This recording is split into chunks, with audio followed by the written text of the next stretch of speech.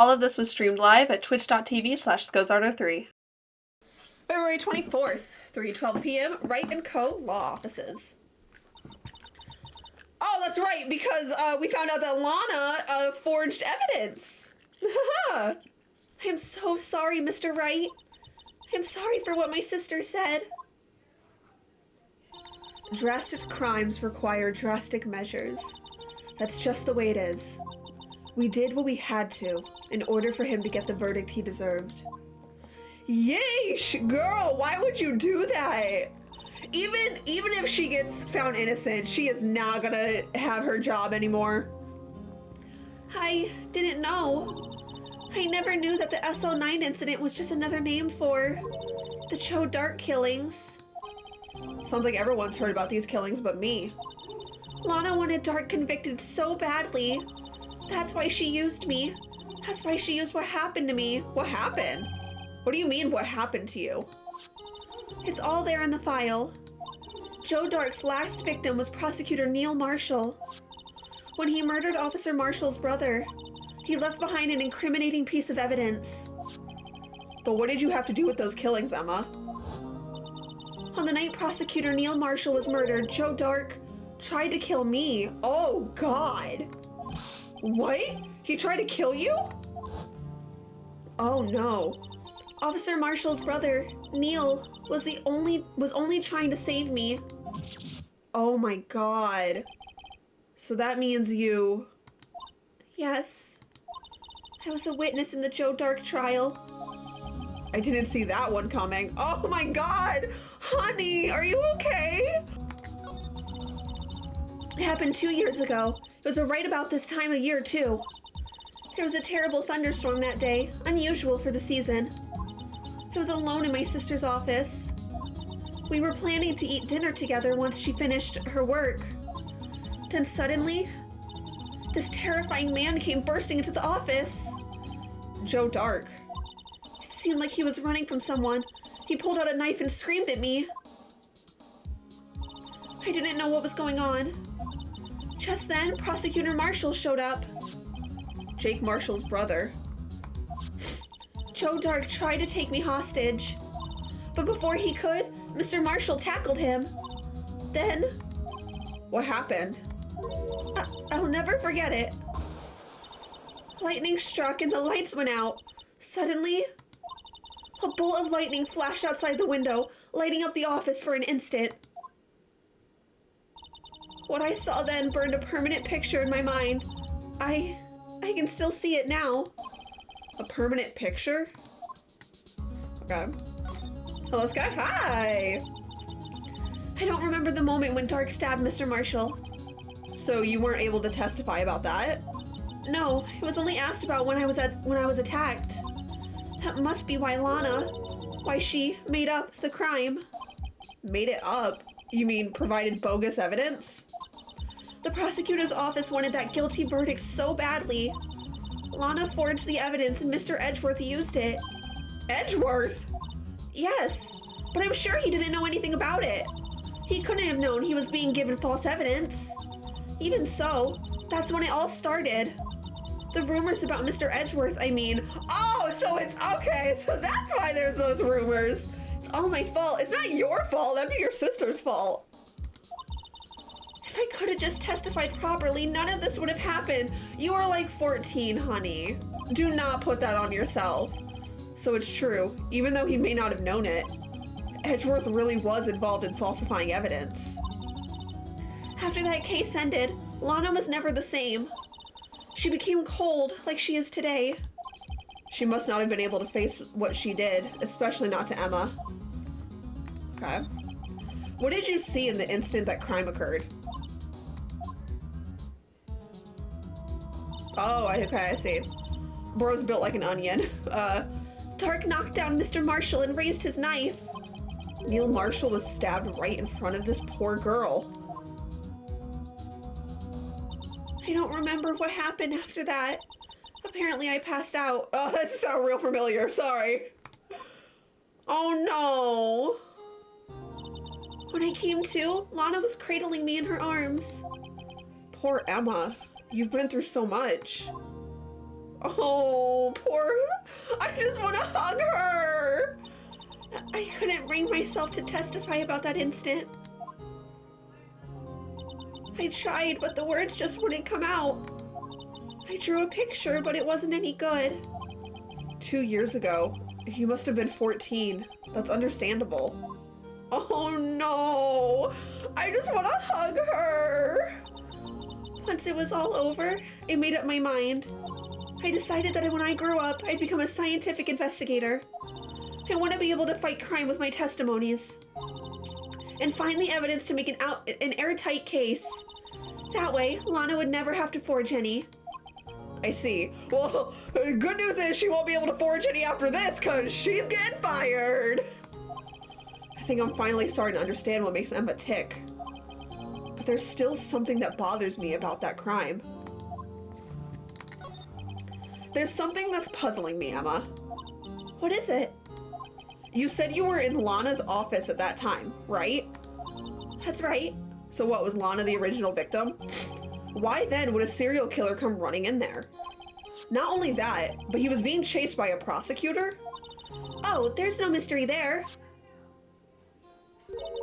Joe Dark had been taken in for questioning that day. Taken in for questioning? You mean by the police? Of course. This happened at the police department. He tried to run away halfway through the interview and fled into my sister's office. But why did he run all the way over to your sister's office?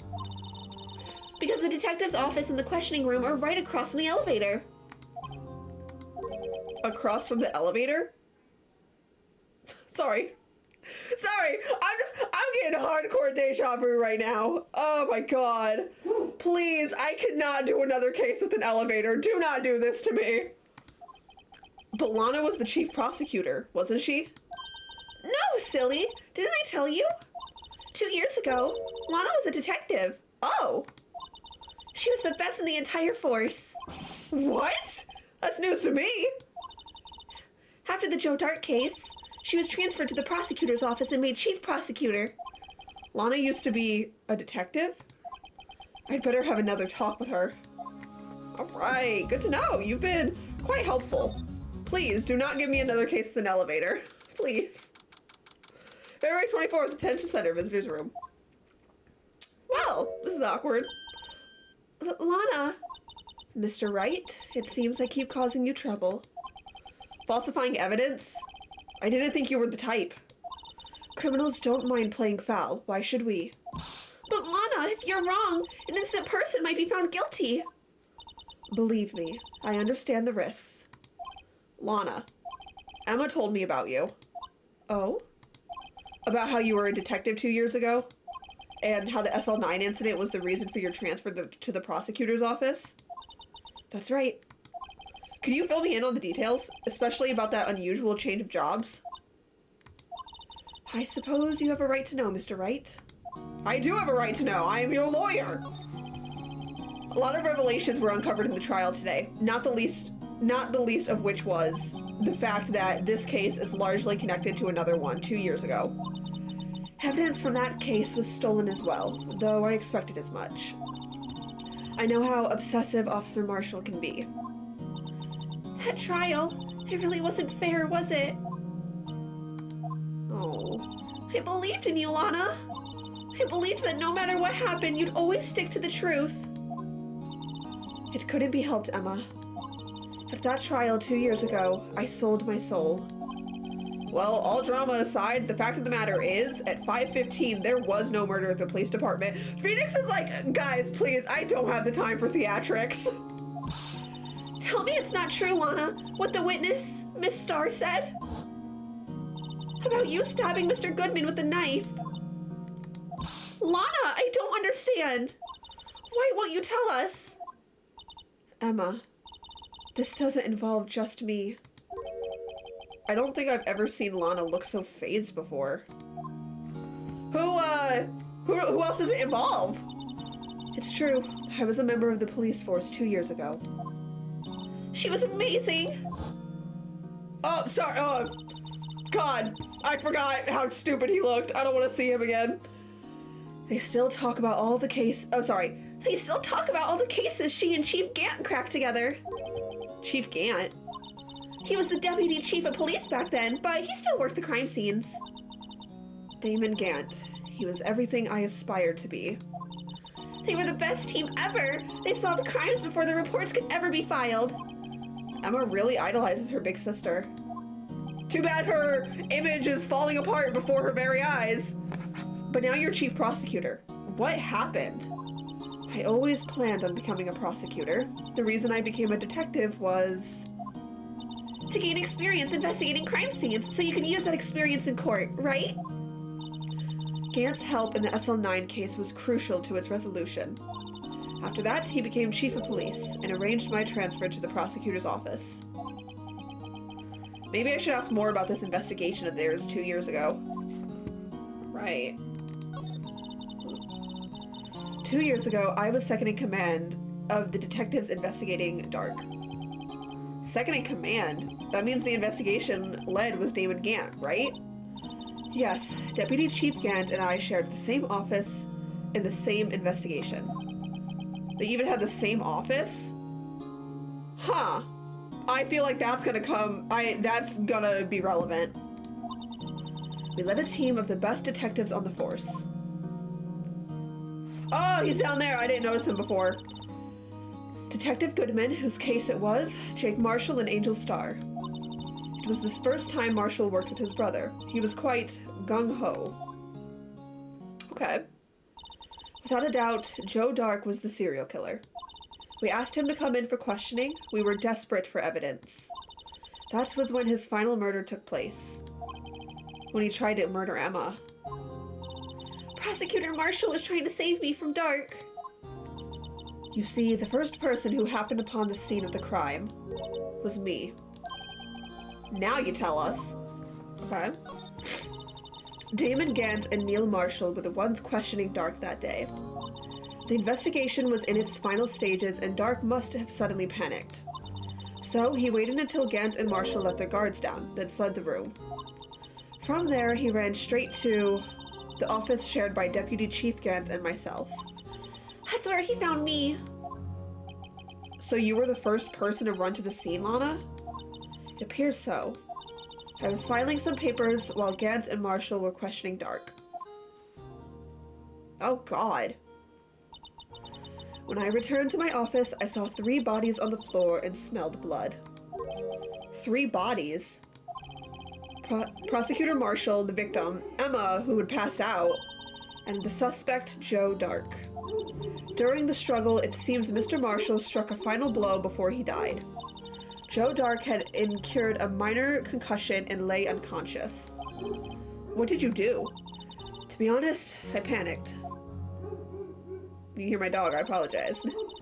I picked up Emma, carried her out the room, and just held her. Can't blame her after all her sister must have gone through. After that, I placed Dark under immediate arrest. Let me get this straight. Hi, Sky, hello.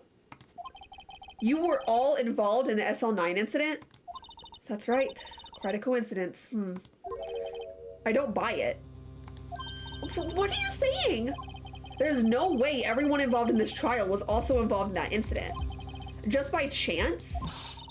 But that case was solved 2 years ago. At least one person went to extremes because they didn't believe it was truly solved. Officer Marshall, yes, his actions came as a surprise to me as well. Ever since his brother died, he's changed completely. I guess he wasn't convinced with the ruling against Joe Dark. Life doesn't end with the closing of a case. Everyone has to live the rest of their lives with their memories. That case just might not be over yet. Oh. Emma was assaulted by Dark at the police department, right? Yes, in the office that Damon Gant and I shared. The office that Mr. Gant now occupies by himself, the chief's office. Maybe we should have a look at the chief's office, the site of the final SL9 murder. Alright, thank you very much, Lana. I'll be heading on out. Oh, what's up, Marshall? Howdy, Bambina. Oh, Mr. Marshall. I never thought things turned out this way when I woke up this morning.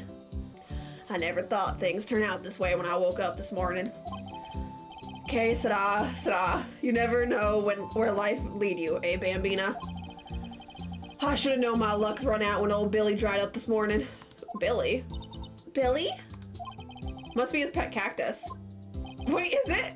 Say, where are you headed? Just over to the prosecutor's office for a little interrogation. It's a voluntary appearance, but we all know I won't be coming back. Sorry, but you can't go in the evidence room today, partner. But Mr. Marshall, why did you do it? Why do you prospectors head west?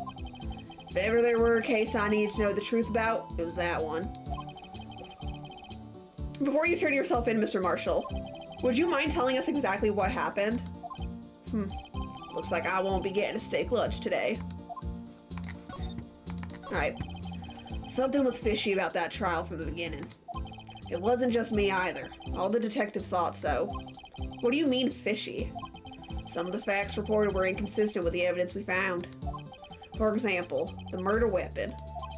The murder weapon? You mean that switchblade knife with the broken tip? That was Joe Dark's alright, but in the initial autopsy report, a question was raised. A question? The blade of the knife was not a perfect match with the wound the victim sustained. What does that mean? It means there's a good chance that that knife was not the murder weapon. Uh-oh. However, in the report that was finally submitted, that possibility had been erased. Could the facts have been concealed with forged evidence? That case left behind scars on all of us. The scars that the SL9 incident left behind. I got the looks, but he got the brains. He was one of the best prosecutors around. I had just made detective when it went down. It was our first case together. And your last! Sorry, that's mean. How old was he? Your brother? He was 27 at the time. He was awarded the highest honor that very day. And yeah, right there, that's another weird, quote-unquote coincidence. The highest honor? You mean the king of prosecutors. I knew it. What are you looking at me like that for? That's an honor for a prosecutor. Mr. Marshall must have really been close with his brother. The day that the SL9 incident took place, that wasn't the same day as... That's right. It was the day of the evidence transfer. Oh, okay. More coincidences, quote unquote. Interesting. It was drizzling that morning. By nightfall, it was thunder. I can't believe 2 years have gone by already. I tried to steal the evidence so the case wouldn't die. Apparently, someone tried to stop you. Detective Goodman was murdered, and the evidence locker was empty. There was something going on behind the scenes in that case. We all knew that later. Every detective involved in that investigation, save one, was taken care of. Miss Starr was fired and I was demoted and boxed away in a tiny room. What about Detective Goodman? If they did something to him too, the commissioner would get suspicious. No, they were careful enough not to be too obvious. They? Who are you talking about, Gant? Wait, Lana and Gant? Don't get upset, Bambina. I mean Damon Gant and Lana Skye. Oh no! The investigation led Damon Gant and his second-in-command, Lana Skye.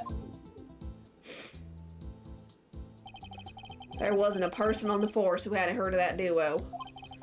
That case was the biggest step in both of their careers. After the case ended, Lana transferred to the prosecutor's office, right? Yeah, Damon Gant, the new chief of police, arranged for that to happen. She's never been the same since she left. Oh. Everyone who knew her said so. Chief Prosecutor Skye was totally different when she was a detective. Now that he mentions it, Emma said something like that too. Tell me, what happened to my sister? Sorry, Bambina, but her secret's too well guarded. I never found out. Lana's secret, it all started 2 years ago. Huh. So, there you have it. That's my story. Did you enjoy, partner? It was certainly enlightening. There's one thing for sure I found out in court today. That boy Edgeworth isn't my enemy. He was the one who used falsified evidence to get a guilty verdict. But someone else was the one who gave him that evidence and planned everything. That someone is Damon Gant. Yeah, and Gant has been screwing over Edgeworth since the beginning. Heck, even, if I remember correctly, Edgeworth even said that even though he got the King of Prosecutors trophy, it wasn't a genuine honor. It was like, it was a dig. Like, it was meant to be like an insult almost from Gant, if I remember correctly. He said something along those lines where because he was very bitter about it. Don't believe me? Well, I don't blame you. I won't even be a patrolman after today. Oh! Too bad I won't be around to work with you when you become a real scientific investigator. Oh! Adios, Bambina. Oh no, that's so sad. Blue Badger, get out of here. Gumshoe back? This is always pretty empty, but today's deserted. It must be everyone's busy solving crimes. Oh, if you're looking for the others, they're all in the conference room. Oh. Thanks. Wow, he actually talked to us. With the chief prosecutor saying what she did and the decision about what to do.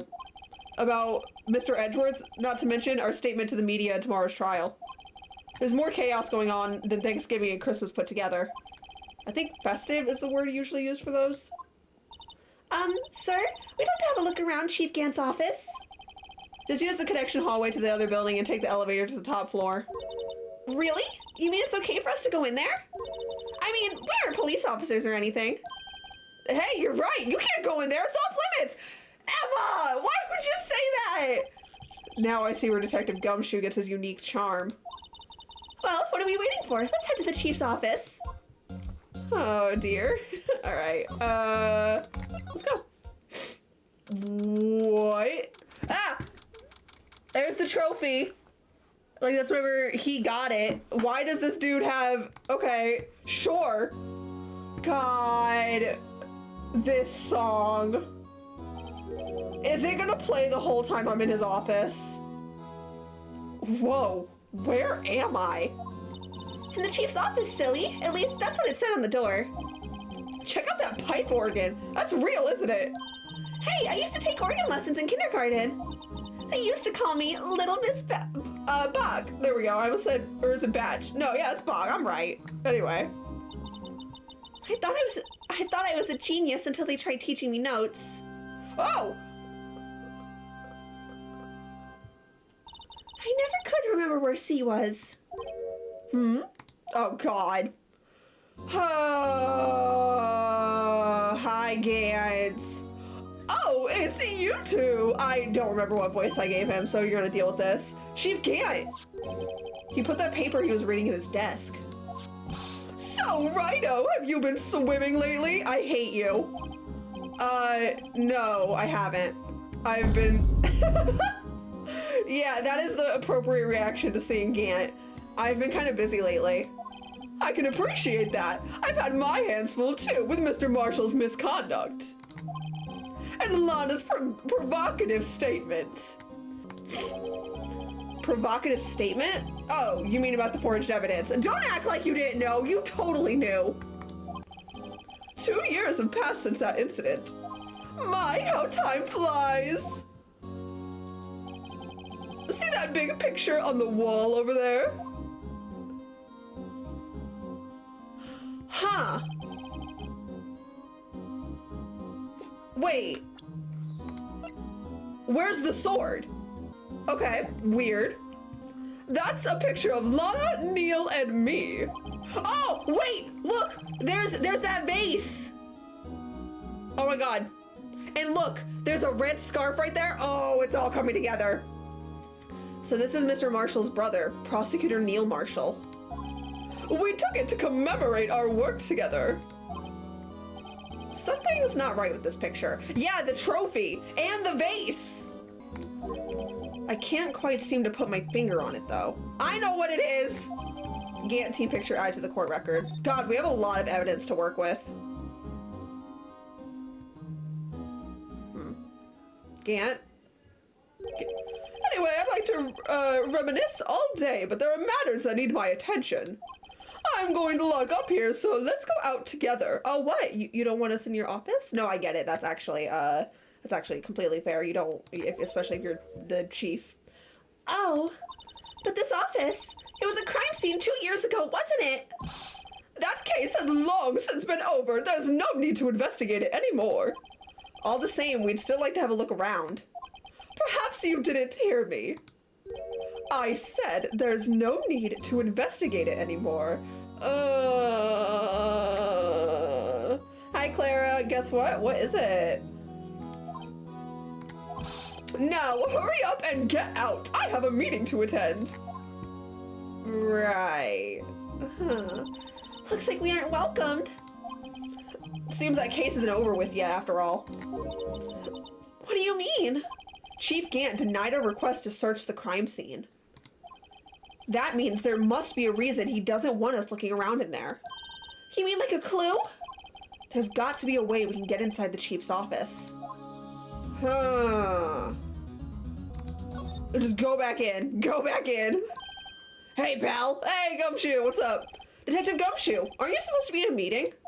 I'm, just taking a breather. My feet hurt. Aw, Gumshoe. From sitting so long? Actually, from serving everyone coffee. What? Sounds like Detective Gumshoe's still out from the loop, or out of the loop. Say, have either of you seen Mr. Edgeworth? Edgeworth? No. Why would you ask? He's under fire from both the police department and the prosecutor's office for something that's not even his fault. It's almost like the battles between you two in court. That sounds serious.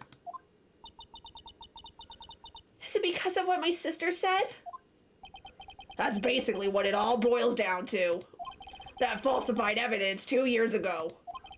Now Mr. Edgeworth has the whole world after his blood.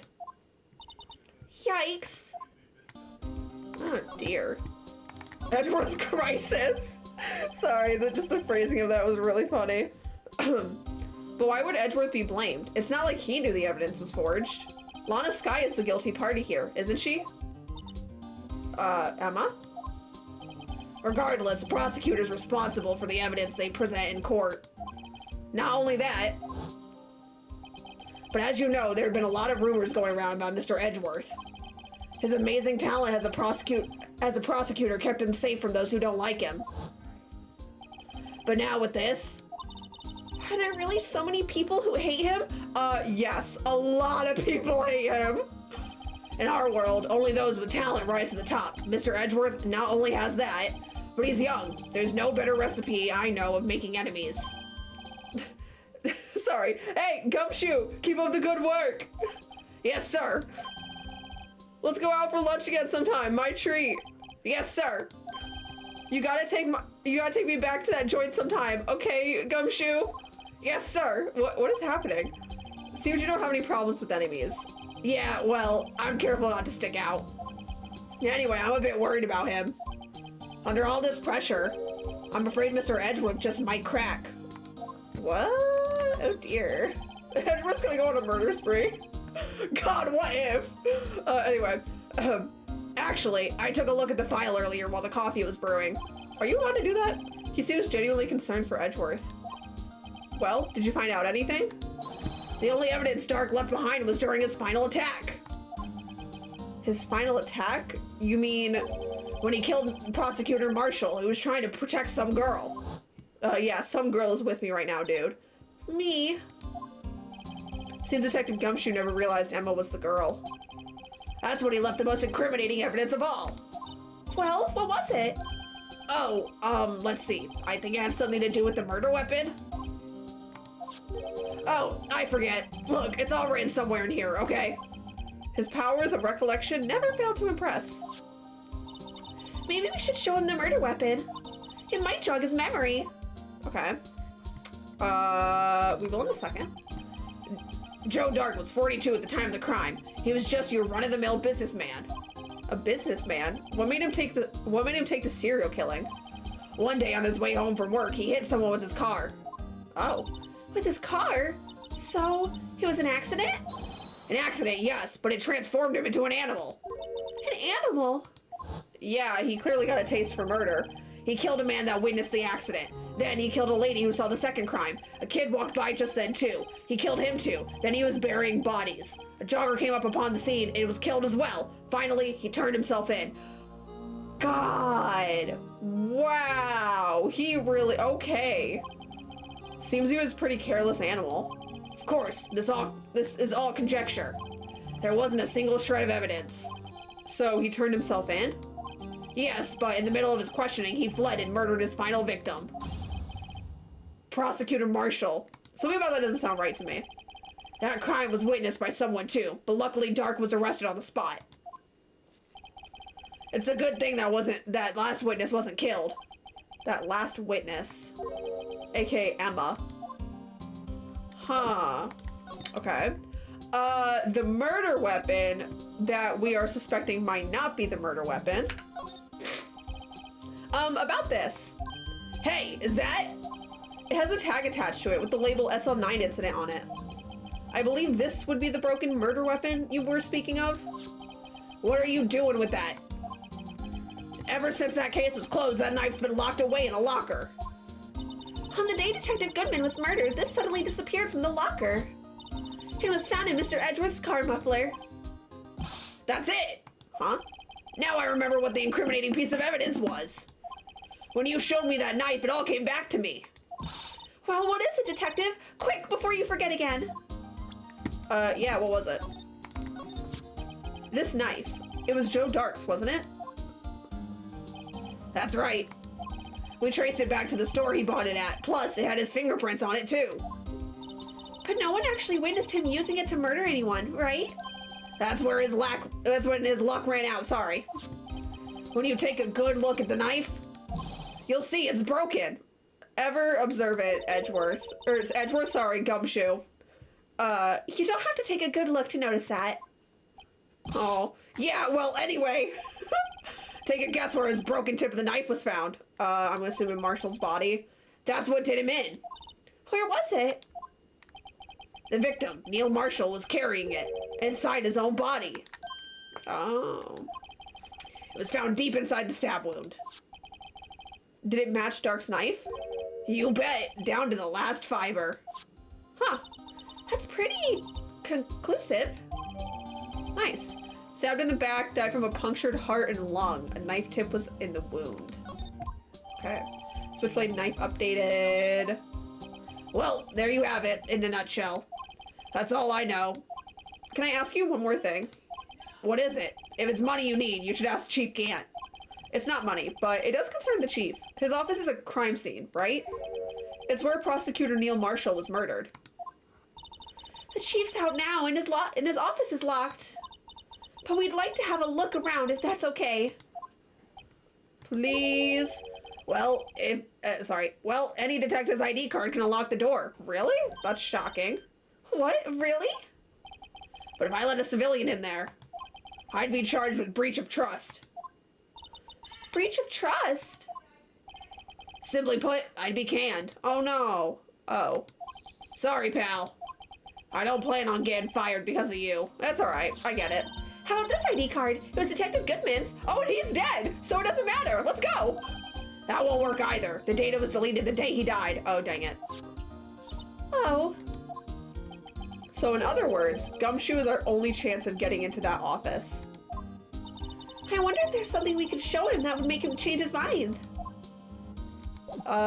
Something that we could show him. Edgeworth, are you home? I wonder if Edgeworth is back yet. There he is. It looks like he's writing something. What are you doing here? Hey, bud, what's going on? He sure was quick to throw that paper on the floor. What you writing? Wait, it was a crumpled up piece. Wait, I want to read it. Tough day in court, huh? I've had to live the past 2 years with rumors flying around. What's another allegation to me? Bro, sorry, man. Cheer up, Mr. Edgeworth. I'm rooting for you. That's Edgeworth for you. Always trying to hide his real feelings. So, what do you want? Unlike some people, I don't have all day. Forged evidence! So, bud! What happened? There's no excuse for what I've done. Bro, you didn't know. 2 years ago, I used false evidence to obtain a guilty verdict. That's what it all breaks down to, and nothing I do can erase that fact. But you didn't know, did you? I mean, that the evidence was falsified. The police department and the prosecutor's office share a bond of trust. If that bond is broken, we stand to lose everything. The police department's error is my error. My responsibility as the prosecutor in charge. That's bull! That's such bull! The fact that remains the same no matter what excuses I might have. Mr. Edgeworth. I take pride in my work. So, tell me why. Tell me why! Anyway, why it's all come to this. Even Edgeworth can't keep this kind of emotion bottled up. Yeesh. Tomorrow's trial. Are you up for the trial tomorrow? First last year's trial and now this. And now this one. It seems all you do is worry about me. To be honest, you are getting on my nerves. Oh, sorry, I'm gonna keep getting on your nerves. But Mr. Edgeworth, you can't just walk out on the trial. Tomorrow is the last day. It's too late to change prosecutors. I'll bet that's what my superiors are banking on. I never thought that case would come back to haunt me like this. Ooh, what's that? What do you mean? The list of evidence. It seems too short. Most lists run twice as long. It's only half as long as most lists? That is odd. After Neil Marshall was murdered, I became prosecutor for that case. I may not have been part of the investigation, but I knew what I had to do. Use the evidence I was given to prove the suspect guilty. That was really the only thing on my mind at the time. Say, we just saw a picture taken around that time. That picture. Something seemed strange about it. Yeah, the trophy! The trophy is broken! Could you tell us again about what happened that day? The day Detective Goodman was murdered? You were participating in a ceremony over at the station, right? I've never cared for ceremonies, but I had to attend that one. Because you were awarded this? Those receiving awards can't exactly skip out on the ceremony. I finished up at the office in the morning and then drove to the police department. You finished up at the office? Wait, what'd you do? Yes, just odds and ends, clerical stuff. I didn't plan on returning to the office that day. That is, until I was asked to take something back. Take something back? This. Yeah, that's right. Oh, yeah, Chief Gant asked you to hold on to that, didn't he? Yes, it was a piece of evidence in a case that was closed half a year ago. Okay, so not from SL9. He asked me to bring it back to the prosecutor's office. That's the story we heard yesterday. So you came back here to the prosecutor's office because the chief asked you to? Because he knew that the body was in Edgeworth's trunk, which is why oh my god, that's it. He knew the body was in Edgeworth's trunk, so he was like, hey, Edgeworth, go back to the office and hold on to this so that the body wouldn't be at the police station anymore. That's right. All right. So real quick before we move on, what's that? I want to read it. I wonder what he was writing before. Come on, Mr. Wright. Let's take a look. Are you crazy? Edward's sitting right there. Just distract him. I'll check it out. Hey, Edgeworth. This is so cringe. Is that Detective Gumshoe out the window over there? Oh no, he's falling to the ground. Hold on. First, let me see what the girl's crawling around my feet. He didn't even look. What? Letter? Huh? Does that say letter of resignation? If you are having trouble reading, I'll read it for you. It says letter of... Oh, no. What? Resignation? Edgeworth, you don't mean... I'm tired, right? I feel as if something inside me has died. But Mr. Edgeworth, none of it is your fault. I know the path I've walked. You don't need to tell me. In the path I've walked, hasn't been a just one. I can't forgive myself for what I've done. And no one else should forgive me either. Uh-oh. I think he's serious. Well, Gumshoe was right. He's cracking.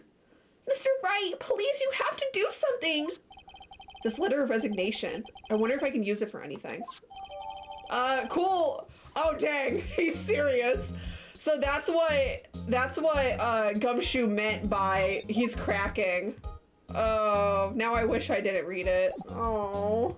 Okay, anyway, so Bud, we gotta talk about this.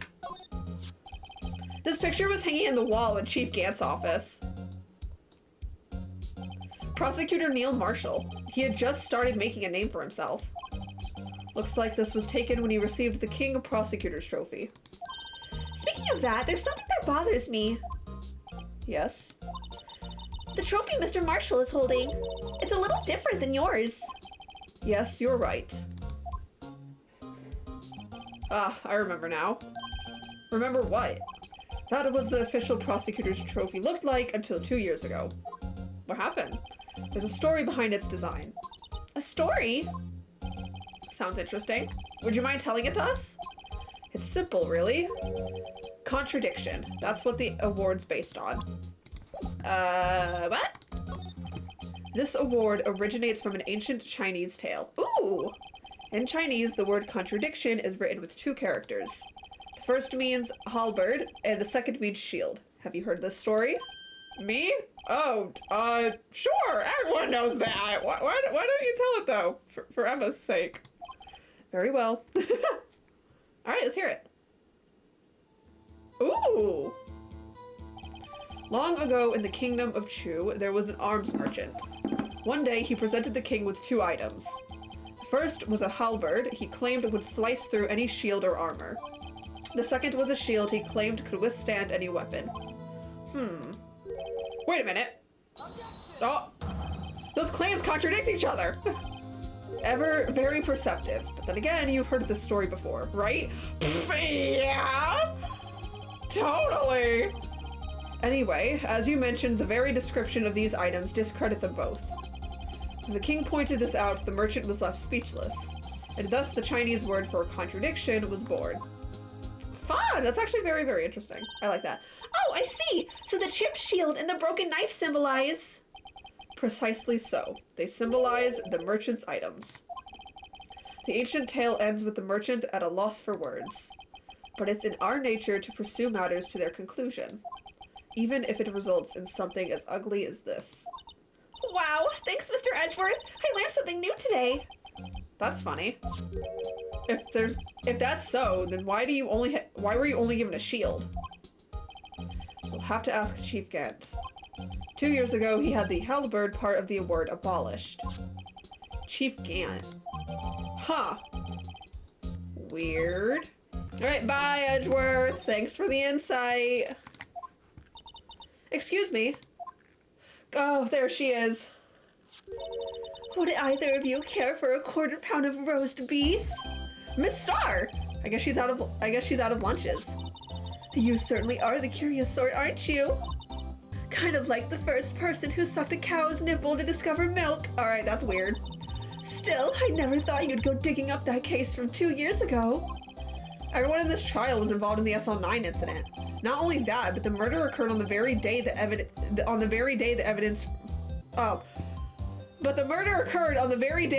from that case was due for transferal. This can't be attributed to mere coincidence. Aren't you forgetting something? You know, that little scene I happened to witness. The instant Lana stabbed Detective Goodman with a knife. No matter how much of the past you dig up, it won't change what I saw. Roast beef isn't meant to be savored when eaten. Miss Star's hatred toward Lana. It all dates back to the 2 years ago. Yeesh. Right, let's have a little chat. Joe Dark, that's a name I'll not soon forget. We trailed him for half a year. Oh, the pressure! Still, I don't think I was ever more alive than I was then. Those days were steamier than a bowl of hot gravy. Poor old Jack Marshall, though, must have been going through hell. You mean because of his brother's death? They were close, those two.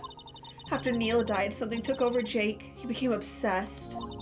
Seeing Jake like that made her all the more desperate. Her? Lana Skye. My sister?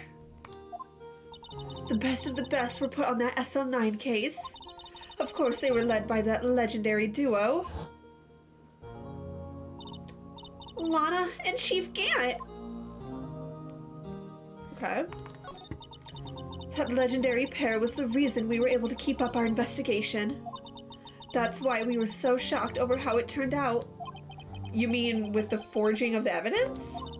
Don't get me wrong, Joe Dart got what he deserved. Still, it was obvious the evidence produced in court was being manipulated. Items our team never found would suddenly appear while other items were kept secret. But you don't have proof anything illegal was done. I'm proof enough. Of what happened. After that case, all of us save good men were relieved of our duties. Most without even so much as an explanation. Then Lana Skye transferred to the prosecutor's office and became chief prosecutor. Lana always wanted to be a prosecutor. Nothing's quite as simple as it appears. Huh? Lana Skye was merely being used as a pawn.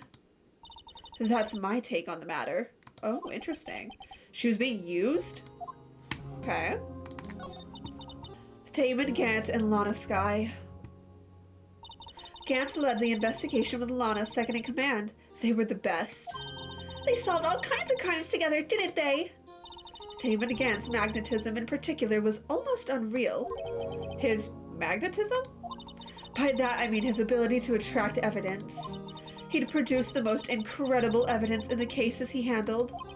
Incredible evidence? You mean... Oh yes, there were rumors about him even back then. No one dared confront him though. I take it she's talking about forged evidence. Back then, everyone looked up to Lana. All the detectives wanted to be like her. Really? Oh yes, myself included. I was a fool, really.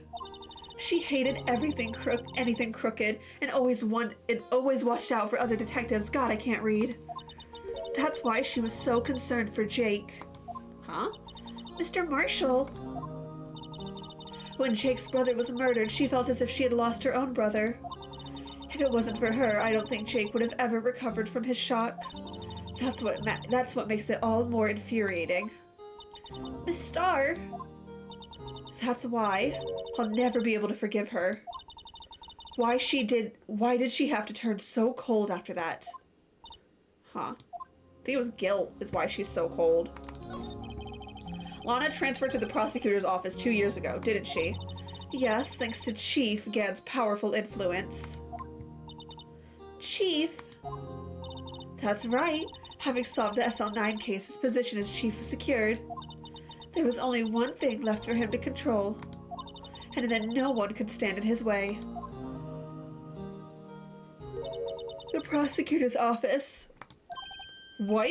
You mean that's why Lana was transferred? If he could control the chief prosecutor, he could control the prosecutor's office. That must have been his goal all along. But how could he control Lana? I don't know, but one thing's for sure. Ever since that case ended, she's never been the same.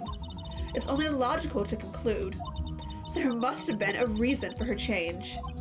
At last, I'm finally getting close to the bottom of this ugly mess. Thank you, Miss Starr. You listen to me, rookie. It takes more than just ingredients to create fine cuisine. I hope you turn out to be a better chef than I've been. Huh. Oh, you're back. You're still here? I gotta make 150 copies of these files. Brewing coffee, copying files. I'm turning into a regular DJ. You're a DJ as well? If I'm not mistaken, I think he means desk jockey. Oh, that DJ. Oh wait, I know what we show Gumshoe. I gotta admit your persistency, but my answer's still no. I'm not letting you in the chief's office, period. It'd be my neck on the line. That office is the last crime scene of the SL9 incident. I have to take a look in there. There's gotta be something we can do to make the detective change his mind. Oh, Gumshoe, it has come to my attention that Edgeworth wishes to resign. What's this crumpled up piece of paper? Uh-oh. Oh no. Oh no. No way! Mr. Edgeworth can't be serious! Is he ever not serious? I can't believe they pushed him this far. Mr. Edgeworth really feels responsible. When I first met him, I thought he was as cold as ice too. But I know different now. He trusted us detectives to provide him with sound evidence. But we betrayed him. Aw. Detective. Yep, let us in. Let us in. That's it. I've made up my mind. But... Here, take my ID card. Let's go! Thank you, Gumshoe. We can't do that. If someone found out, they wouldn't let you off the hook with another lost item report. Look at me. It's no secret I'm already out of the loop. After all, I'm friends with Mr. Edgeworth. Depending on how this case turns out, I may already be as good as terminated. Oh no! What? So at least let me do this, for Mr. Edgeworth's sake. All right, detective. Thank you. Oh, thank you, Gumshoe. I love you! I love Gumshoe. All right, let's go. They better not fire Gumshoe. I will be devastated. Here goes, Mr. Wright. Uh-oh. Oh. Okay. We're good. God dang it. That stupid song. We're in. If anyone finds us now... Detective Gumshoe's a goner. If that happens, I'm counting on you to bail me out. Gumshoe! Eee! Ah! Oh no. Sorry. I thought you were a ghost. I didn't even know you could slap a ghost. Ah! Detective Gumshoe! What are you doing sneaking up on us like that? I wasn't sneaking. I was just worried something might go wrong. So I came too. You're here. Then what's the point of giving us your ID card? Gumshoe's ID crushed and rendered unusable in pocket. Oh no. Hey, don't do that to my card. Oh no. Okay, thank you, Gumshoe. I hardly ever got a chance to come in here. So I figured I'd have a look around myself. Besides, we're all in this together now. You really do want to get fired, don't you? Not if we're lucky. Now, come on, let's see what we can find out. I've got a bad feeling about this. Oh god, this is gonna be like a bull in a china shop. That desk on the other side of the room, was that your sister's? Yes, that's where I was waiting for Lana. On that day 2 years ago. Is anyone using it now? No, sir. This is entirely Chief Gant's office now. He practices a strict policy of preserving the crime scene. That's a strange reason to leave it there. He leaves it as a warning to everyone else. He wants to always be alert. He told us to himself at the New Year's party. Of course, he was pretty intoxicated at the time. I see. So ever since Lana left, no one ever touches that desk? No one except Chief Gant and the cleaning lady who's in here each morning. Convenient. Still, 2 years have passed since that incident. There can't possibly be any clues remaining. Can I ask you something? Sure. You only came here to look around, right? Because it's one of those SL9 crime scenes? I mean, that's your only reason for coming here, isn't it? Why do you ask? You don't think... Nah, you wouldn't be. No. What? No, there's no reason. Never mind. Don't worry about it. No, Gumshoe, tell me. Okay. Now then, let's look around a bit more. Hey, hold on. Not so fast, buddy. Huh? What is it? When someone tells you don't worry about it, it's supposed to start bothering you, pal. You don't just let it go like that. Sorry. This guy's starting to get on my nerves. Okay, so what's bothering you? You two don't think Chief Gant might be a suspect, do you? What? He's right, Mr. Wright. What do we think of him? I suspect him because I don't like him, but also he is fishy. Chief Gant. So it's finally come to this. What do I think of him? Perhaps it's best I don't divulge my feelings. Yet. There you go, ignoring me again. Sorry. Alright, let's look around. Oh, that's a weird looking phone. Wow, look at this! Look at the size of Chief Gant's desk. Speaking of that, when we were here earlier. Oh, it's you two, Chief Gant. He put that paper he was reading in his desk. Oh, sorry, I was getting the Emma voice for Phoenix. I wonder what he was reading. This looks like a list of evidence. Oh, this is the second page of evidence that Edgeworth was missing. A list of evidence? In most cases, the list runs twice as long as this, though. Hey, look at the case name. Huh? SL9 incident. I wonder what this is doing here. Hold on, detective. What did you just say? I said, I wonder what... No, about evidence lists. Normally they're twice as long. That's right. I guess there wasn't a lot of evidence. A half-size list of evidence. The list of evidence. It seems too short. Most lists run twice as long. What would the other half of the list be doing here? I knew it! The chief must be hiding something about that case! It would appear so. Let's go. Okay, we can probably give that to Edgeworth, maybe? Okay. A safe? This is a safe, isn't it? Safe. That word is ripe with intrigue. Okay, if you say so. It looks like a code needs to be entered in this panel to open it. I don't have a code available yet. A 7-digit number. 7? I think I might just know what it is. Input number. Oh god. Do you know what it is? I have a hunch. Oh, I know. You want to try my birthday? It's... No, tell me Gumshoe's birthday. I have a better idea. Here goes nothing. Oh, the spray! Hold on. Oh wait, no. I thought maybe they would let me spray it. We could see the fingerprints. Okay, anyway. Please. Oh, we did it! That was it! That's a lazy code. Bingo. What number did you enter? Whose birthday was that, pal? A bunch of 7s. The final ID card number on that record. What? The number of that mysterious executive officer who entered the room that day. You mean 77777? The ID number? I think you're 1 7 shy this time. This can only mean one thing. That's Chief Gant's ID number. Say, anyone care to look inside? Yeah, let's look. What is it? Is there any money in there? How much is yeah, stashed away? Look, it's the missing piece of the vase. A shard from a broken cup. This somehow looks familiar. Where have I seen this before? There's something else in here too. Oh! What's that? Looks like a piece of leather cloth. Oh my god. This is a handprint, isn't it? Hey, I saw someone wearing a shirt like that once. You think the chief made up the design? I don't think so. Oh, well, it was just a thought. Is that it? Is that all that was in the safe? Apparently so. It's empty now. A piece of cloth with a handprint on it. And a broken shard from a cup. They look like pieces of evidence.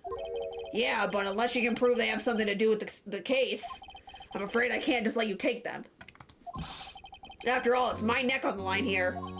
Great. Now I have to prove their relevancy to get them. How are these two items related to the SL9 incident? Come on! There's gotta be something we can show the detective. Okay, well, first off, let me show you this. Detective Gumshoe, could you have another look at this jar? I remember when the three of us put that back together. Ah, those were the days. That was yesterday. It's kind of early to be nostalgic. Wasn't this jar a piece of the evidence from that case? That's right. One of the shards had SL9 incident sticker on it. Doesn't this ring any bells? You know, that fragment we just found? You mean this one that was in the safe? Yes, that one. That was in the safe. Come on. Oh, there we go. Now that you mention it, it's ringing a lot of bells. Let's see if it fits. Symbol fragments. Here, let me see that shard. I'll take a crack at this. Go ahead, pal. Show us what a rookie can do. Mr. Wright, here's some glue. If I can piece this together again, it'll prove Chief Gant was knowingly hiding evidence. Here goes. All right. Oh, sorry. How do I turn it again? Bam. That's it. There! It fits like a charm. That, of course, means Chief Gant willingly and knowingly hid a piece of this jar in his safe. In other words, he concealed a piece of evidence from the SL9 incident. But... Hey, guys, get a load of this. Get a load of this. Sorry. What is it? This piece you just attached. It's different from the others. Huh?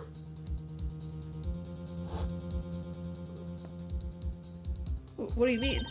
There's a reddish line on it. A reddish line? That's blood. I don't get it. Why would Chief Gant hide this in his safe? All right.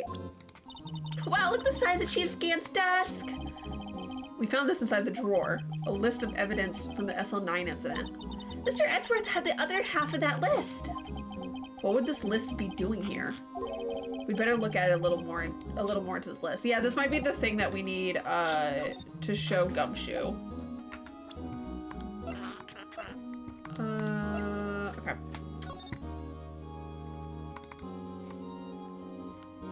Oh, what the? Huh? Is this the picture that Emma drew? I wonder what this is. Looks like someone drew some kind of sketch here. What is it? Did you find something? I can't make it out. I better keep quiet about it for now. Huh? Oh, no, it's nothing. Why are your eyes moving like about like that, Mr. Wright? I better not forget about this picture. Huh. Detective Gumshoe, I'd like you to have a look at this. Hey, I know what that is. So, you want to use some fingerprints? Oh, hold on. Oh, sorry. That's a great idea, Detective. All right, go to town. Sheesh. What are you doing? Why are you sticking out your hand like that? Go ahead, take my fingerprints. It's not your fingerprints we want to take. Huh? Come on, this isn't the time for jokes. We're talking about that cloth we found in the safe. Oh, I knew that. The one with the handprint on it, right? Sheesh, where's your sense of humor? All right. Okay, Mr. Wright, let's check for prints. Sprinkle the powder on the cloth. Then, once they've been absorbed into the prints, blow the rest away. What are you, my mom? I don't have time I don't have to be told a million times. God. All right, let's get this over with. All right, let's pick this one. This one looks the best. Bunch on here. Oh. I gave it my best shot. That kind of result won't be any good for matching prints, will it? But it doesn't look like we'll get a clear result from this print. Okay, let's try a different finger then. Okay, oh, you know what? This one looks really, really good. Used all that powder on the previous finger to get nothing. Here we go. Yep. This is the one. There we go. Darn, it's not Gant. All right, fine. No. No. No. No. Is that it? No. Oh, it's this one. Huh? Emma? Why does this have your fingerprints on it? Emma? Emma, what's the meaning of this? No. How can this be? What are Emma's fingerprints doing here? Hey, you found a match? Whose fingerprints were they? Huh? Oh, it seems the prints are too old. They aren't clear enough to get a match. Oh, that's too bad. I thought they'd be Dark's prints. Psst. Hey, you, over here. Yeah? What's going on here? What are that kid's prints doing inside the chief's safe? Don't ask me. Let's just keep this information from Emma for now. Here, maybe you should hold on to this. Thanks, Gumshoe. Well, was I any help? Of course. Thanks to your ID card, we were able to get some hard evidence. No, that's not very kind, is it? Oh my god, it's Gant, isn't it? In other words, if it wasn't for his ID card, he would have been useless. Isn't that right, you in the coat? Uh-oh. Oh no! Chief Gant! Oh no! We didn't think you'd be back so soon. Fortunately, I'm a man who believes in signs. As I was walking to my meeting, I happened to look out a window and saw a stray dog run right into a pole.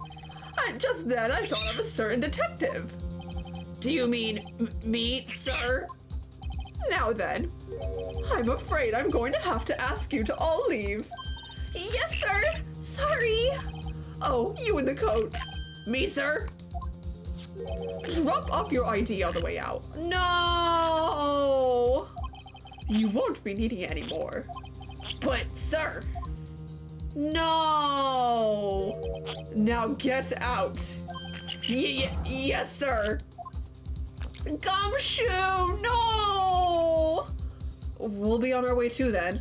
Wait, you, the one without the spiky hair. Don't go yet. No! I'm not leaving you alone with this child! Me, sir? I'd like to have a word with you. But, sir, I'm not a licensed scientific investigator yet. You with the spiky hair, you're free to go. Mr. Wright! No, I don't want to leave her. Look, pal, if I told you once, I've told you 1,000 times. The chief's office is off limits. But no, you just had to go sneaky in there like that, didn't you? I thought you said you didn't care anymore if you were fired. Yeah, but if I knew it'd be like this, I never would have said it. Now that I've seen the evidence Chief Gant was hiding in his office, I think I'm finally starting to get the picture. But why is she kept eerily silent about it all this time? Anyway, you listen to me. I'm gonna try to smooth things over with the chief again. Later, pal. Oh, bye, Gumshoe. Oh. After that, I heard from Emma. She said the police wanted to ask her some questions. So she'll be busy for the rest of the day. Is he gonna try and pin it on her? Hey, I see. So the chief asked Emma to come in for questioning. It's no use thinking about it. Tomorrow's the final day in court. I'm committed to doing everything I can to defend you, which is why I'm here. But I've already told you all I can. What you've told me over these past couple of days is absolutely nothing. Not a single useful thing. Really? I believe I did mention something quite important. Something I told you right at the beginning. I said that I was the one who stabbed Detective Goodman. You know, I think I finally figured it out. I know who it is that's lurking behind your words. Mia did a good job mentoring you. I'm rather jealous. Oh? It seems Edgeworth was right. Edgeworth? Once you're convinced you know something, no one can persuade you otherwise. Thick-headed is the term he used, I believe. Hey! Now's my chance to get her to tell me the rest of the story. Keep it quiet. I have to admit, I was more than a little perplexed at first. You insisted you did it, yet there was no incriminating evidence. That's when it hit me. It's not that you're unwilling to tell the truth. It's that you're incapable of doing so because of a certain individual. What an intriguing notion. A certain individual, you say? So, you think I'm protecting this person? Protecting? No, I think afraid of is more like it. Oh, she's afraid of him and probably also protecting Emma. If I'm not mistaken, the person in question may have persuaded you to silence. For argument's sake, Mr. Wright, whom, may I ask, is this person you're speaking of? The one I am supposedly so frightened of. What is this person's name? Oh, look, how convenient they put him first. Gant. Well, Miss Skye? Oh? Mr. Wright, you are addressing the chief prosecutor. Do not forget your place. I take it she's still not ready to spill the beans. My apologies. Could you please tell me a bit more about what you think you know? Damon Gant. We were partners until 2 years ago. I respected him as a detective. Assuming he is respectable, then tell me something. Why would he try to hide his crimes? his crimes? Both of you and Edgeworth will be brought before a board of inquiry for what you did. Specifically, hiding and forging evidence. Hold on, I gotta sneeze. Of course, these are serious offenses. Why is it, though, that Chief Gant's name was never mentioned? Chief Gant. Edgeworth didn't know the truth behind the forgery. The only party who could have possibly tampered with the evidence was me. I had access because I was second in command of the investigation. Yes, you, but also one other, Damon Gant. Yeah, come on. If you intend to accuse Chief Gant, you will need more than just words. Show me proof that Chief Gant falsified evidence in that case. I got you, bestie. I think it's supposed to be this. I just found this in a safe in the chief's office. This jar piece and this piece of cloth. Do you know what these are? They're pieces of evidence from the SL9 incident. The person concealing evidence was none other than Chief Gant himself. Now tell me, why are you taking the blame for him? Touché, Mr. Wright. It's as you surmised. I cannot disobey the chief's orders. Even if it means being found guilty for murder. That's so sad. Why not? Come now, Mr. Wright. You can't possibly expect me to be able to tell you that. 3 days ago, I had no choice but to cooperate. In the murder of Detective Goodman. Or perhaps I should say, follow orders. Yes, that's more accurate than cooperate. Oh, sorry. Wait, was Phoenix the one that said that? My bad. Although I can't tell you the details, I can't say that I was given an order that day. I need you to dispose of Bruce Goodman's body. You'll find it inside the trunk of Miles Edgeworth's car. Because of course. Just as I suspected. Despite what everyone believes, you were not the one who murdered Detective Goodman. Correct. I was trying to take the body out of Edgeworth's car. Oh. The trunk's lock was broken. And I discovered that the murder weapon while inspecting the body. The murder weapon? You mean Edgeworth's knife? No. When I found the body, it was this knife was stuck in it. Ooh! The knife from the SL9 incident. Serial killer Joe Dark's knife.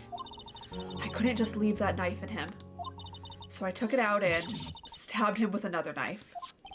That would be Edgeworth's knife? That's right. Even though he was already dead, my hands were shaking at the thought of stabbing him. Gant means glove in French. Oh! Alright, that does explain a lot. That's why I ended up cutting my hand. And that is the reason for the bandage on your right hand? Yes, it seems that I got blood on the victim's shoe as well. And then... she saw me just as I plunged the knife in. Miss Starr, huh? Dang. She's guilty by association. Oh, no, yeah. Even if, like, okay, fine, we prove Gant, like, did this or whatever, she is still screwed. Like, there is no escaping this. Why did you need to hide Dark's knife so badly? It took a lot of work to finally close the Dark case 2 years ago. It was over with. I didn't ever want it to be opened again. My intent was to prevent that, by whatever means possible. So, you hid Dark's knife? Not very well. The weapon used to stab the detective was evidence in the Joe Dark case. If word got out, which it would, the reporters would have a field day with that. So you wrapped the knife in your scarf and hid it. In Edgeworth's exhaust pipe. Right. Then I called my sister.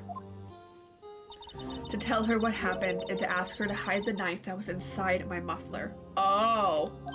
You asked Emma? I didn't want anyone on the force to know about this. That would explain why Emma is so confident. Oh. About Lana's innocence. Speaking of phone calls, I had a bad feeling about one of them that day. A bad feeling. The truth is, after I received those orders from Chief Gant, the first thing I did was make a phone call. A phone call to Patrolman Jake Marshall.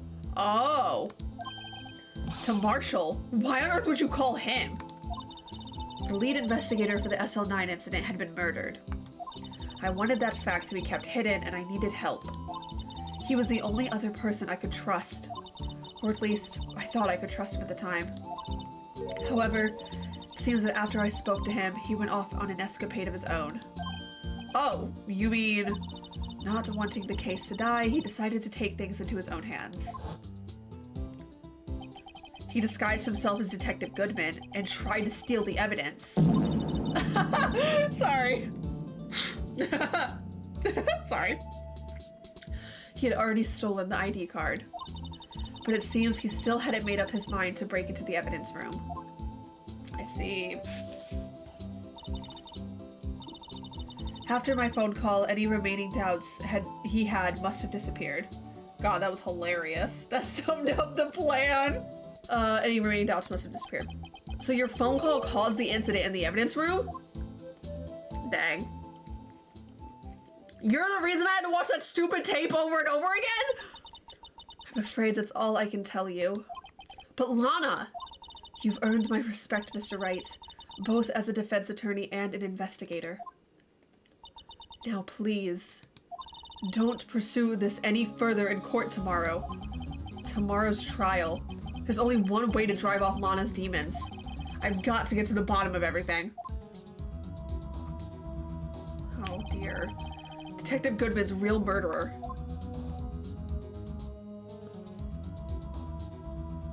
And what went down in the chief's office 2 years ago? To be continued. Oh my gosh. This is the defendant lobby, all right, but there's no defendant. I've been trying to reach Lana all morning. Where could she be?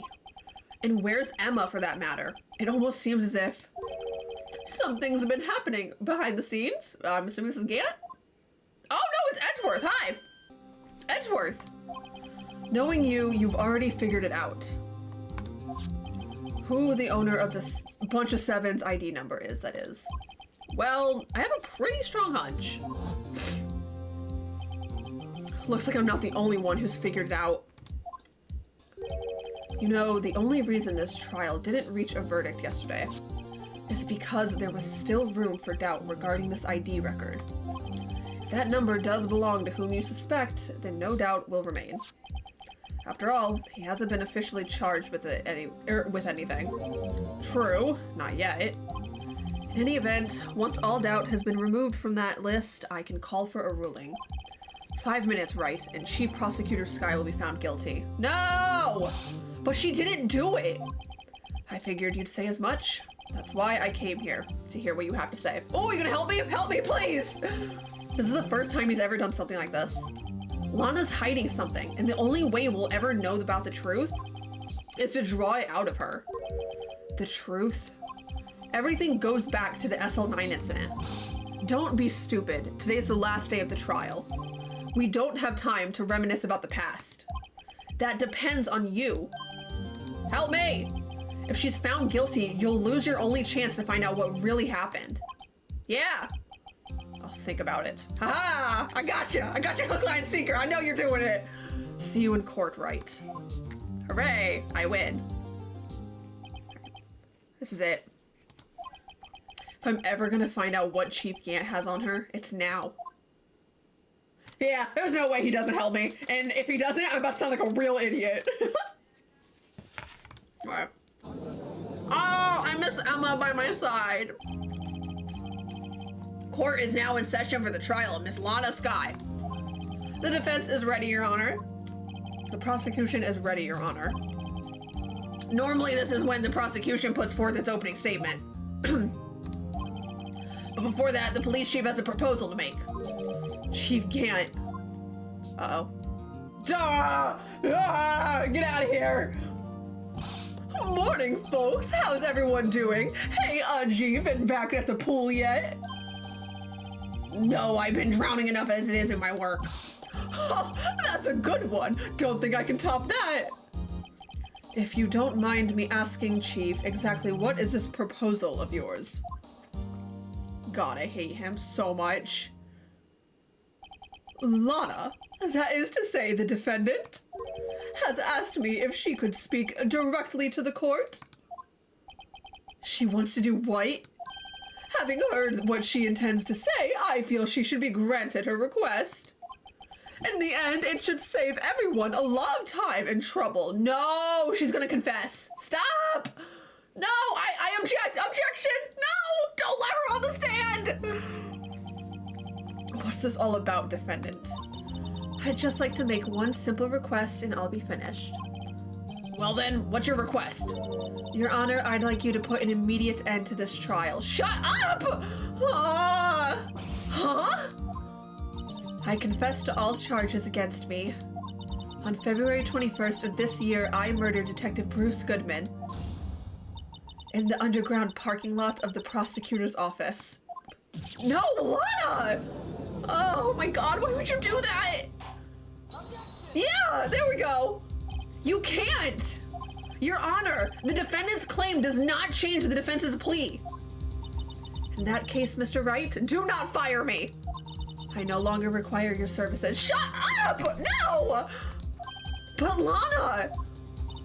Your Honor, I hereby forfeit my right to an attorney. No! The prosecution may lack direct evidence against me, but it has sufficiently proven its case through testimony and circumstantial evidence. Bro, she fired us! She fired us in front of everyone! This is so embarrassing! God dang it! Okay. I would like you to render your verdict now, if you please. Edgeworth, say something! Well, the defendant certainly has the right to self-representation. Her request is legally valid, although this is an unprecedented situation. Indeed, it appears there's no further need to continue this trial. Edgeworth, say something, please! Even if Mr. Wright may feel otherwise. This can't be happening. It appears the time for the verdict has arrived. This court finds the defendant. Please, no, wait! Yes! Oh, thank God! One moment, Your Honor. Thank you! Thank you! Mr. Edgeworth, the prosecution has not yet proven the defendant guilty beyond reasonable doubt. Yeah, I can't fire him! There we go, all right. Any ruling at this stage would certainly be premature. Come now, Worthy, shut up! I'm aggressive right now, I'm sorry. I understand this is a difficult time for you, but why don't you just be a good little boy and keep your mouth shut? Oh my god.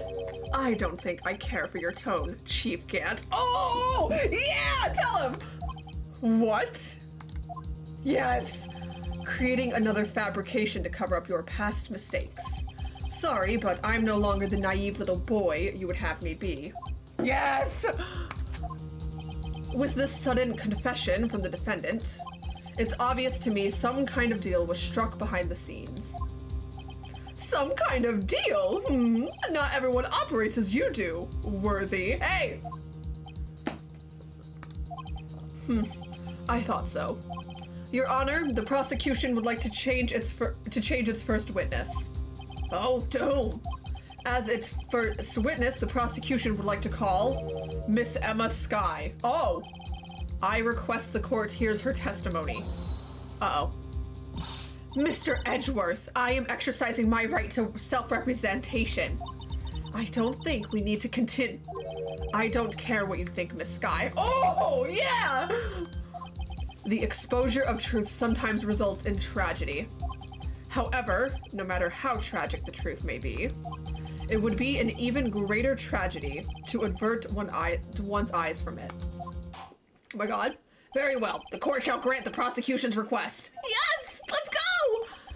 That's okay with you, right, Chief Gant? Worthy, you'll live to regret this. Mark my words. He's already resigning, so... Miss Emma Skye, please take the stand. Looks like Edgeworth has decided to take the horse by the reins. Yeah, he's already resigning, so... What are you gonna do? Double fire him? Like... Anyway. Now then, witness, please state your name and occupation. My name is Emma Skye. Oh, but my worry is Gant persuaded her. She's definitely gonna be lying on the stand. My occupation? I'm Lana's little sister and I want to be a scientific investigator. 2 years ago, you encountered the serial killer Joe Dark of the Joe Dark killings. Is this correct? Yes. I'm trying my hardest to forget about that, though. I'm sorry, but I'm afraid I'm going to have to ask you to recall those events one more time. Mr. Edgeworth, please remember this trial concerns the murder of Detective Goodman. Is an incident that was resolved 2 years ago really all that relevant? Yes, it most certainly is. Please? Well, okay then. Oh, so you accept his word at face value, okay. He sure gave it fast. Now, please testify about what happened to you 2 years ago. Okay. The trip to Sorry, that word threw me off. The trip to yesteryear has finally begun. It's bound to lead to the truth behind this trial. All right, let's do this. We got this. Oh God. Oh, okay. 2 years ago. I was waiting in my sister's office that day. A man came running in and took me hostage. Neil Marshall rescued me, but I'll never forget what I saw in that instant. The man raised up his knife and stabbed Mr. Marshall in the chest. Wait. No, that's actually wrong. He wasn't... Hold on. That's wrong. Wait. It's a good thing you weren't harmed. I passed out. I don't remember much. That's understandable. However, please tell me, Mr. Edgeworth, what does this testimony have to do with Detective Goodman's murder? That will soon become apparent, Your Honor. AKA, this is my way of saying I don't actually know yet. You got to admire him for his courage, considering he has no evidence. Very well. The defense may begin its cross-examination. What happens if we press without being the defendant? Oh dear. Well, we're about to. I think this is just gonna lead to, this, but oh well. Can you tell us about that? Mr. Marshall jumped on Dark just then, and the lights went out. The lights? It was just about this time of year. There was a terrible storm going on and lightning struck nearby. So the electricity went out? Wait a minute. If it was pitch dark in that room, you shouldn't have been able to see anything, right? Right, but just then lightning flashed again outside. That sudden flash left an unforgettable image of the scene in my mind. I see. I told the detective about what I saw then. The detective? Yes, Detective Goodman. He was in the charge of the case. Wait, Goodman was there? Detective Bruce Goodman, the victim. Hear more. Hold on, yeah. So you spoke with Detective Goodman about this 2 years ago? Yes, that's what's so scary about this trial. And you told Detective Goodman about what you saw? Yes, but at the time, the words just wouldn't come out. That's why I drew a picture. A picture? Yes, I think she mentioned that before. Well, Mr. Wright, have you heard enough? Ask about the picture. This picture the witness drew. I believe it has a very important meaning. Bro, we're working together! But the list of evidence I was given 2 years ago didn't contain a picture. I have it! Witness, would you mind if we added this statement to your testimony? Yes, Your Honor. Okay. I drew a picture. Okay. I'm going to assume then this. Here we go. Mr. Edgeworth, this little girl put all her heart into drawing that picture. And yet, you would insist on denying its existence? Huh? Hey, I'm not the bad guy. All I'm saying is that as the prosecutor for that case, I wasn't handed such a picture. That may well be, but that doesn't mean it doesn't exist. Behold, this is the evidence list for the SL9 incident. Please turn it over, Your Honor. Turn it over? Turn it... Ah! What's this? That took him a long time to figure that out. Yes, what is that? Hey, that's it! That's the picture I drew! Huh. Indeed. Two men appear to be wrestling here. What's the meaning of this? What are you doing with that list? Me? Only the prosecutor in charge should have access to that list. Huh? These lists, they're different from each other. What? It would appear, Mr. Edgeworth, that the evidence list you were handed 2 years ago was incomplete. This is the receipt all over again, not for real. These two lists fit together to form one. You can see the marks where they were torn apart from each other. So you see, Mr. Edgeworth, it's quite obvious what happened. 2 years ago, only half of the evidence in that case ever reached you. What? What? Uh-oh. Uh-oh. The judge, after finding out you can turn over a piece of paper. Order, order. But Miss Sky, why did you draw your picture on the back of such an important list? Because that's what Detective Goodman handed me in the questioning room, Your Honor. Huh. Wait a minute. If that list was torn in half, then that means... Your Honor!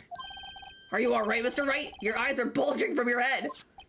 If the evidence list was torn in half, then there might be more of the drawing on the back of Mr. Edgeworth's list. Edgeworth, have you not looked at yours? You haven't turned it over in the 2 years that it's been? Edgeworth! Yes, that's quite conceivable. Mr. Edgeworth? Guys. It's possible. Let's see. Oh, you idiot! Oh God. Is something wrong? Do you even have to ask? Oh God. Oh, Edgeworth? Sorry, Your Honor. There is indeed something drawn on the back of my list. Dude, I swear,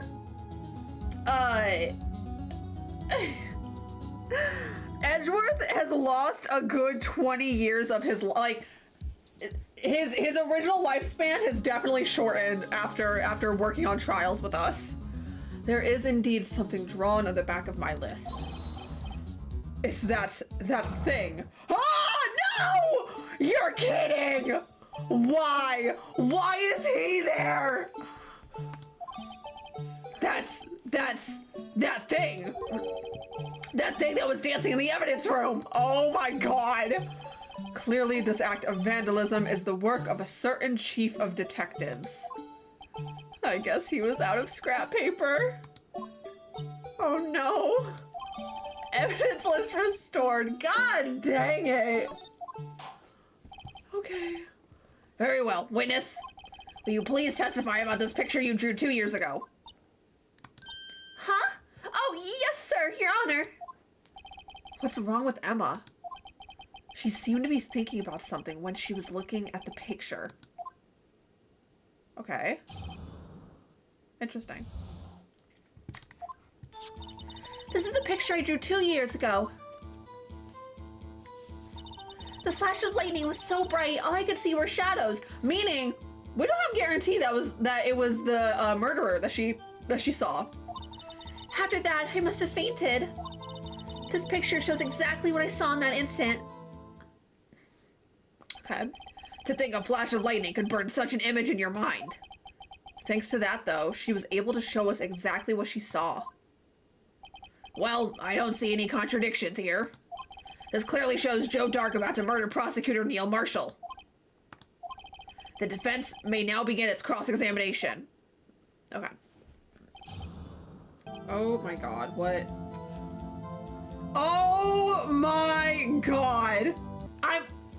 I have to show this to everyone. He did not do that. Guys.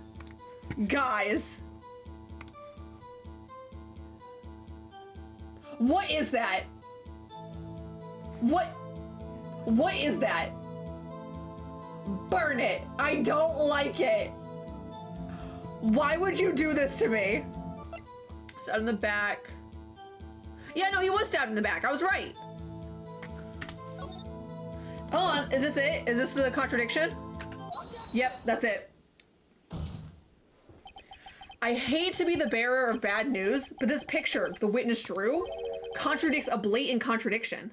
Or contains a blatant contradiction is what it's supposed to say. What? But I still remember it just like it was yesterday.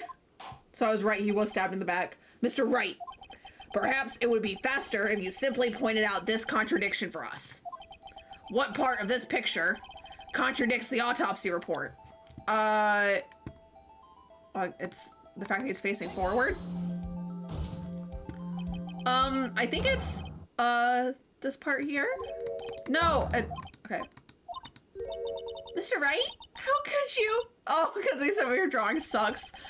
The act of making an instant girl cry should warrant the death penalty. Bro, what the heck? I guess he means I should shift the blame to others. Alright. Alright. What part?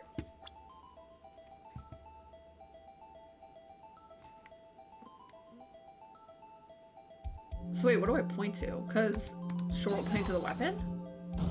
Please? The contradiction, of course, lies here. Take a look at the knife the man is holding. If you look closely, you can see its tip is broken. Literally, no, you can't. How can you see that? Even I don't have to look closely to see that, Mr. Wright. But Mr. Wright, look at the evidence. See the murder weapon? Its tip is broken too.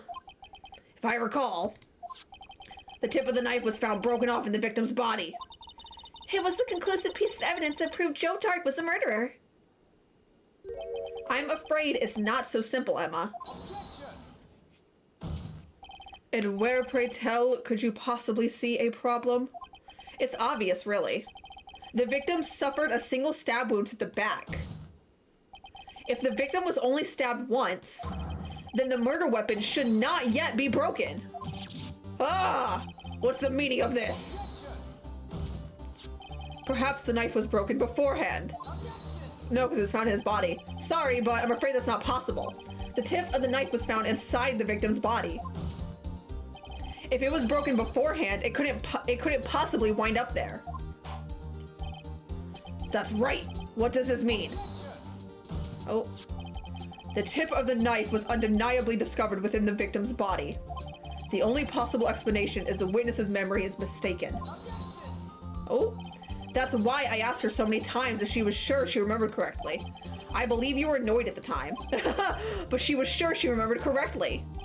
But there's no other way to explain this inconsistency. Not so fast, Mr. Edgeworth. There is another explanation. Have you forgotten already about a little something called falsified evidence? Oh! You're treading on thin ice, right? All I'm saying is that this broken knife tip might be the piece of evidence that was forged. You can't deny the possibility. No. Oh dear. Uh-oh. Order, order, order! Are you saying the investigation really was corrupt? Your Honor, please allow me to once again go over the events that took place the day of the murder.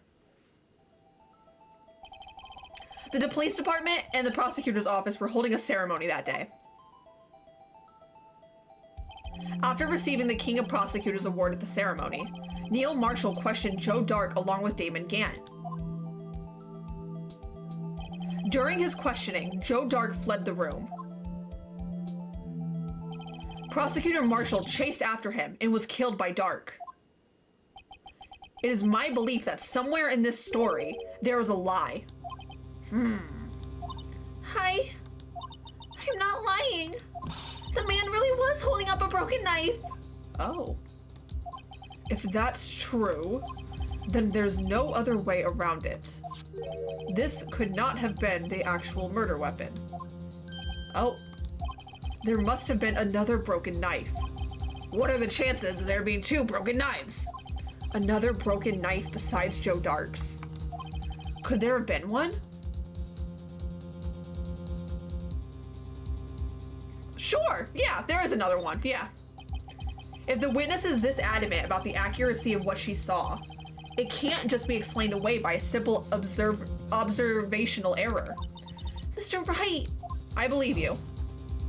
In that instant, Emma really did see a broken knife.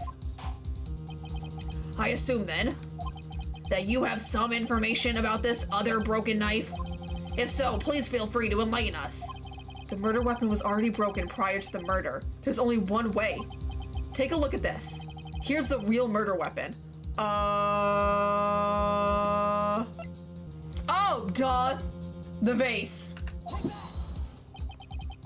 Dang it. No, please stop insulting me.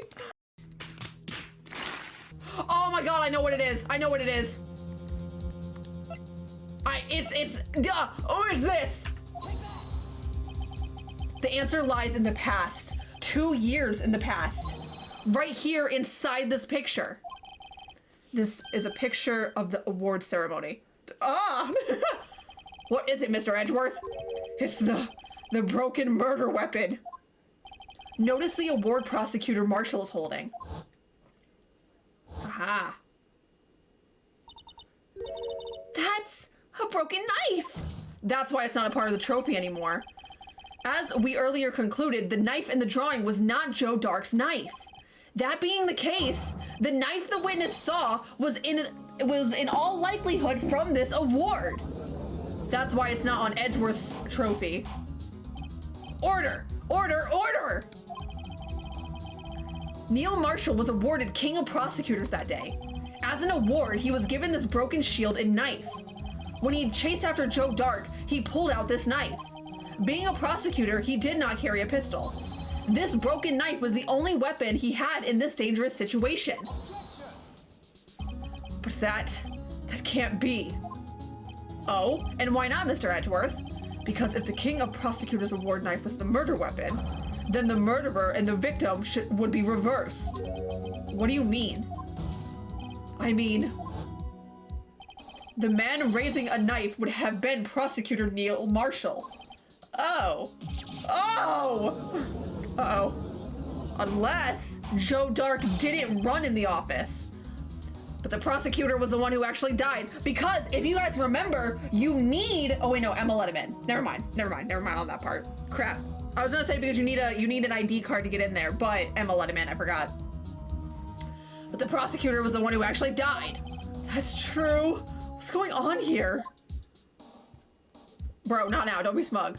It seems Mr. Wright has been a bit too eager to jump to conclusions. Oh! Wait! I remember now! I remember everything! Witness? Mr. Edgeworth! What is it? Could you show me your evidence list again, please? His list? The one with that picture scribbled on the back? With the blue badger? Okay. I knew it. This picture. I'm the one who drew it. Oh, what? You drew that? That's right. The list wasn't torn in half at the time I drew this picture. Oh. Why was the blue badger there?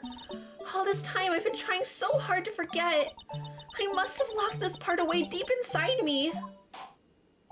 Perhaps it would be best if we added this to the witness's testimony. Would you please tell us what you've recalled, Miss Sky? Yes, Your Honor. First, the knife mix-up, and now the blue badger? This should be interesting.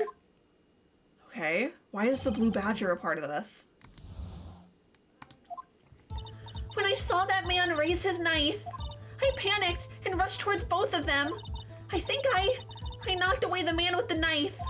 Just then, there was another flash of lightning, and that's when I saw the blue badger. He wasn't in the room, but I'm sure I saw his shadow. On the 15th floor? This is certainly most unusual. Oh. Try impossible. The chief of detectives hadn't even designed him until this year. That would mean he didn't even exist 2 years ago. Yes, well, the defense may now begin its cross-examination. Hold it! Oh wait, no! Stop! Please! Don't pursue this any further! Oh, what? Are we stumbling upon something you don't want us to? Lana! What's the meaning of this? Please remain seated in the defendant's chair. But you can't do this! I've already confessed to the crime! Why can't you just leave it at that? Chief Prosecutor Sky? We've already come to this far. It's too late to turn back. Ooh. Silence! The defense will now begin its cross-examination. Bailiff, please detain the defendant. It seems we're finally getting to the core of the matter. Oh god. Alright. He wasn't in the room, but I saw his shadow. Yeah, because she kept saying, she was like, can I take the batteries out of it? Because she didn't like it. That makes sense. His shadow? So you mean you didn't actually see his face with its winning smile and all? That's right, but I still remember it. He had 3 creepy horns. This is pointless. That thing couldn't have possibly existed 2 years ago. The witness must be mistaken. That may well be. But what's important is what caused her to think she saw what she did. Oh? And I suppose you have an explanation? If so, then by all means, please tell us what this shadow really was. What was it that Emma saw when the lightning flashed? Who is this blue badger really? I totally know. Totally. The blue badger hadn't even been dreamt up when Emma drew this picture. Yet, she was certain she saw its shadow. Ladies and gentlemen, it is the defense's belief that on that fateful day 2 years ago, there indeed was something that looked similar to the blue badger. Something that is now sitting in this very room. Oh. Really? Mr. Wright! What? In this room. Very well, Mr. Wright. What is it that the witness saw in that instant? Oh!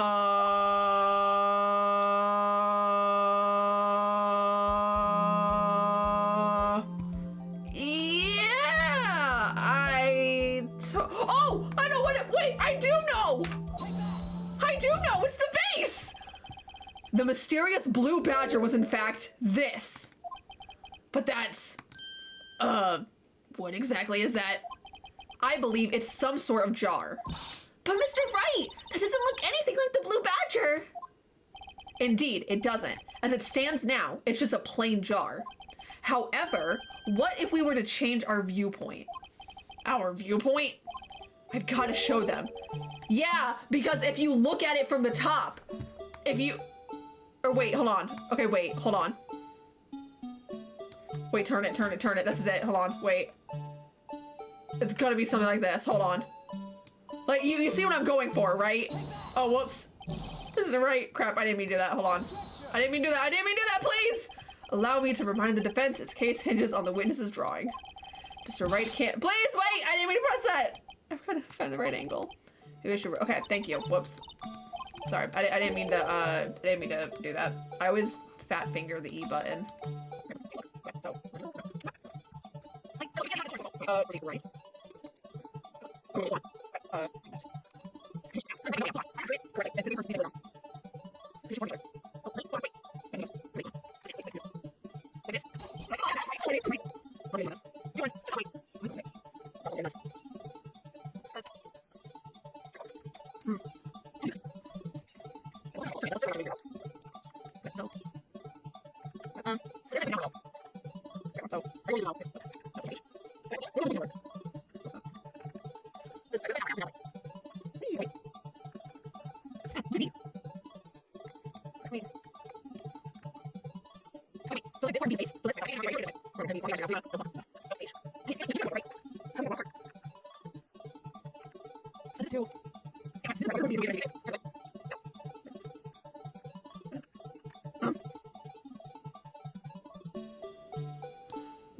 Like this.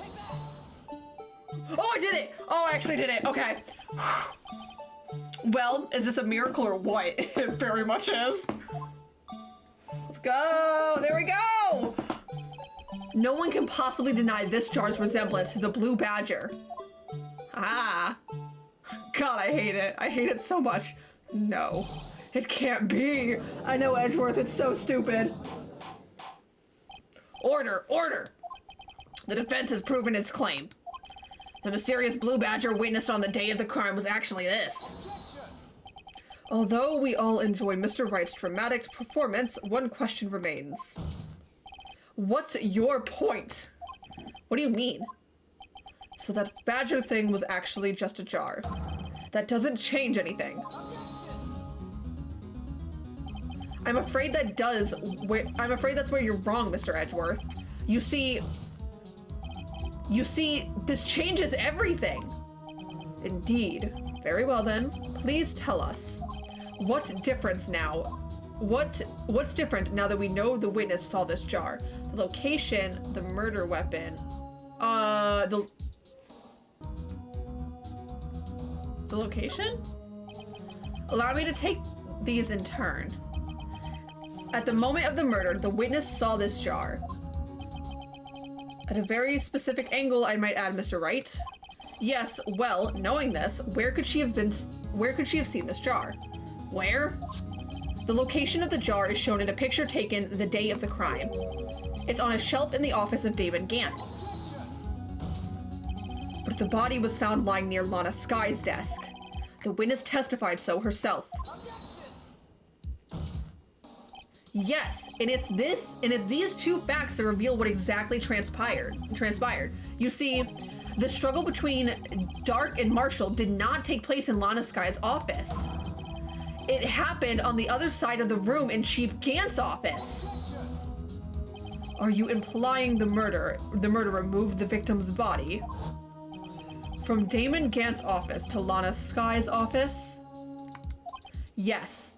Edgy boy's hand is getting tired. Nah, for real, bro's slamming on the desk a lot. Why would he do that? There's no reason. Exactly. Oh, yeah. If there wasn't a reason, he wouldn't have gone through the trouble. The only logical conclusion is that there was a reason. Do you know what that reason was, Mr. Wright? Because it was Damon Gant! I finally figured it out. So this is why Lana tried to stop the trial. It's too late to quit now, though. Please recall the witness's testimony. She said she knocked away the man who was holding up the knife. In the next instant, the jar was hit and flew through the air. Now, tell me, what could have sent that jar flying?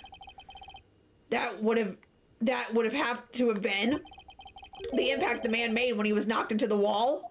Ladies and gentlemen, if I may draw your attention to this picture once more. If the man was knocked in the direction of the shelf the jar was sitting on, what would he have hit? The suit of armor, holding a very sharp and dangerous looking sword. That's why he was stabbed in the back. He fell onto it. Yes. And since the man who was knocked into the armor was carrying a broken knife, he would have had to have been Neil Marshall, wielding the King of Prosecutors trophy. No. Mr. Wright, you can't be thinking. Yes. There is another possibility of what actually transpired in that room. Another possibility? Of course, the perpetrator would have had no idea, but nevertheless, I don't know if I can go through with this. Mr. Wright, what's the matter? If events took place as the defense theorizes, then the outcome is obvious. In that moment, assuming the man Emma Sky knocked away was actually Prosecutor Neil Marshall. Emma accidentally killed him. No! That's so sad. Emma. You mean Mr. Marshall died because of me? No. No! Oh no, my baby! That's why Lana didn't want her to know. I never imagined her testimony would lead to this. So it was the witness who took the victim's life, and then proved so with her own testimony. This is unprecedented. Oh my god.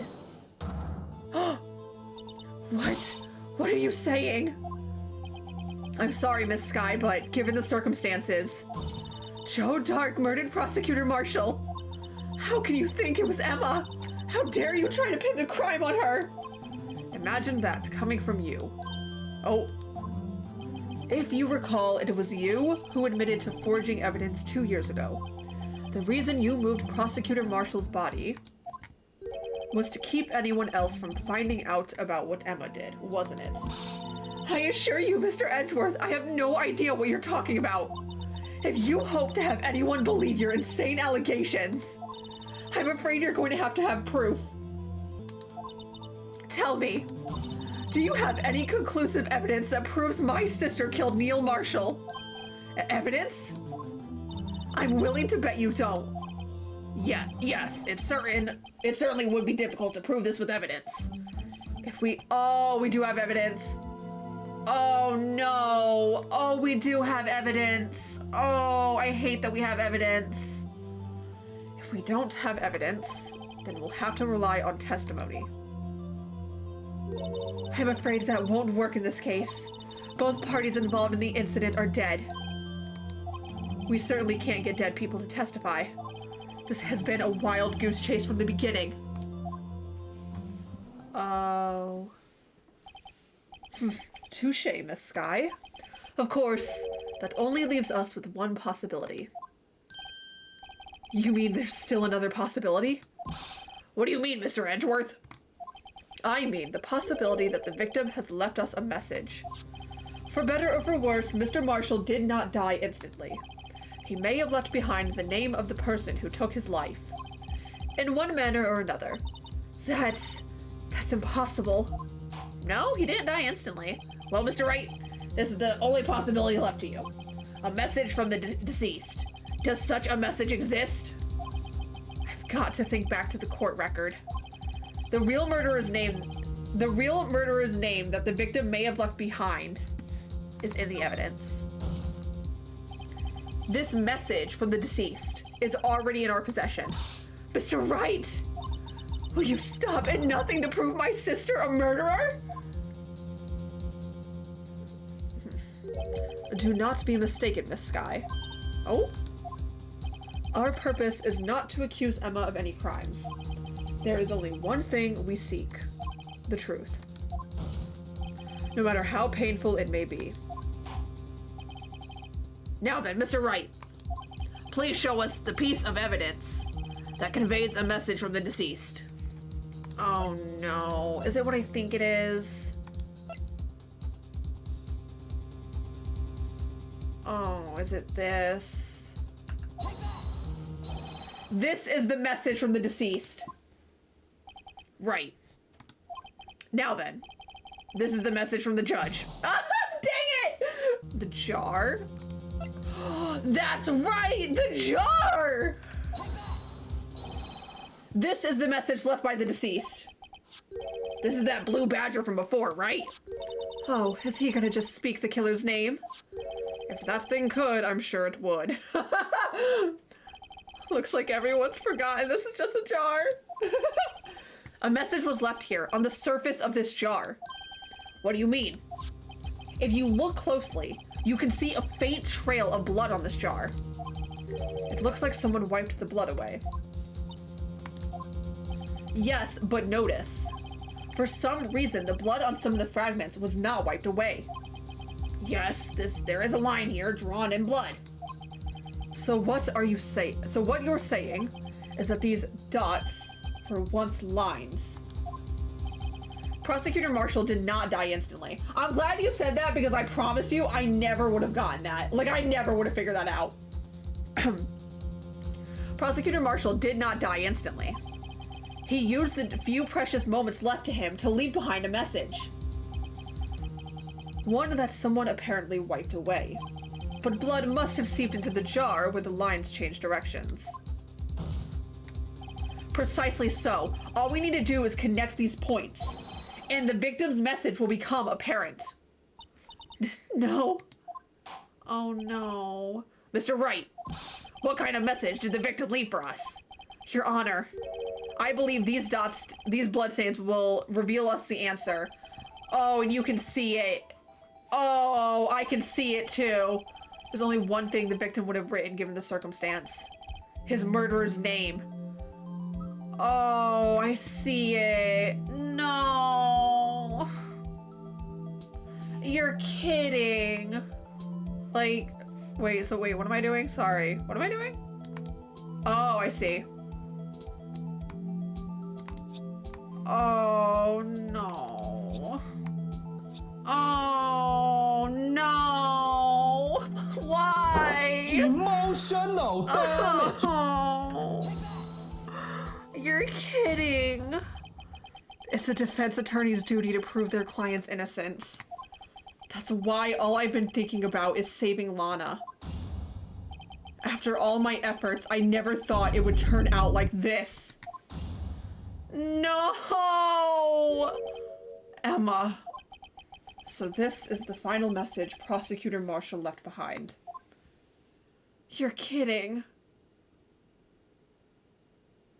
Why? Of all people, she may not have meant it, but in the end, the one who took the victim's life was Emma Skye. No! You're kidding. Oh, shut up! I don't want to hear from you right now. Seaworthy, can't say I didn't warn you. Screw you! Chief Gant, do you understand the implications of what you've done? What? What are you talking about? 2 years ago, Joe Dark was sentenced to death. He was convicted because of his final murder. I believe you were the prosecutor in the case, were you not? Yes, Worthy. Because of you, an innocent man was sentenced to death. I wouldn't say innocent, he still was a serial killer. So no, don't put this on Edgeworth. Not only that, but you used forged evidence to ensure his conviction. Gah. Oh my god. But Joe Dark really was a serial murderer. That's undeniable. Yeah, exactly, so shut up. I'm afraid that's not important. Yes, it is! Didn't you know? We are defenders of justice. What? We're merely keepers of the law. Sentencing a man to death is no light matter. Even if there wasn't any cover-up or evidence forgery, ultimately the responsibility falls on the prosecutor in charge. Despite what anyone may say, this fact cannot be denied. God, I hate you! What's going on at the prosecutor's office? They might have sent an innocent man to his death. How can he just stand there like it wasn't his fault? Oh my god, shut up! Order, order, order, order! I hate all of you. Come on! The gavel's pounding fell on deaf ears. Unable to settle the crowd, the judge declared a recess. Where this trial is headed, no one knows. This is not what I wanted! I wanted it to be Gant! I wanted it to be Gant so that he could die! It wasn't supposed to be Emma! What the heck? I mean, sure, that's for the other guy's death, but we still have the issue to deal with of Goodman. Oh my god, you gotta be kidding me! Sorry, Edgeworth. I didn't mean to get you in trouble. Wait, how did we get him in trouble? Oh, that's right, never mind. I got it. I remember now. Anyway, don't worry about it. This is my problem, not yours. Besides, I'm quitting soon, so it doesn't even matter. Please, why are you quitting? Hope I'm not interrupting anything, pals. Hi, Gumshoe. Awkward. Oh, guess I am. I'll come back later. Oh, wait, no, well, you already did it. Wait, Detective Gumshoe, what is it? That happened earlier, too. This is the second time he's done that to us.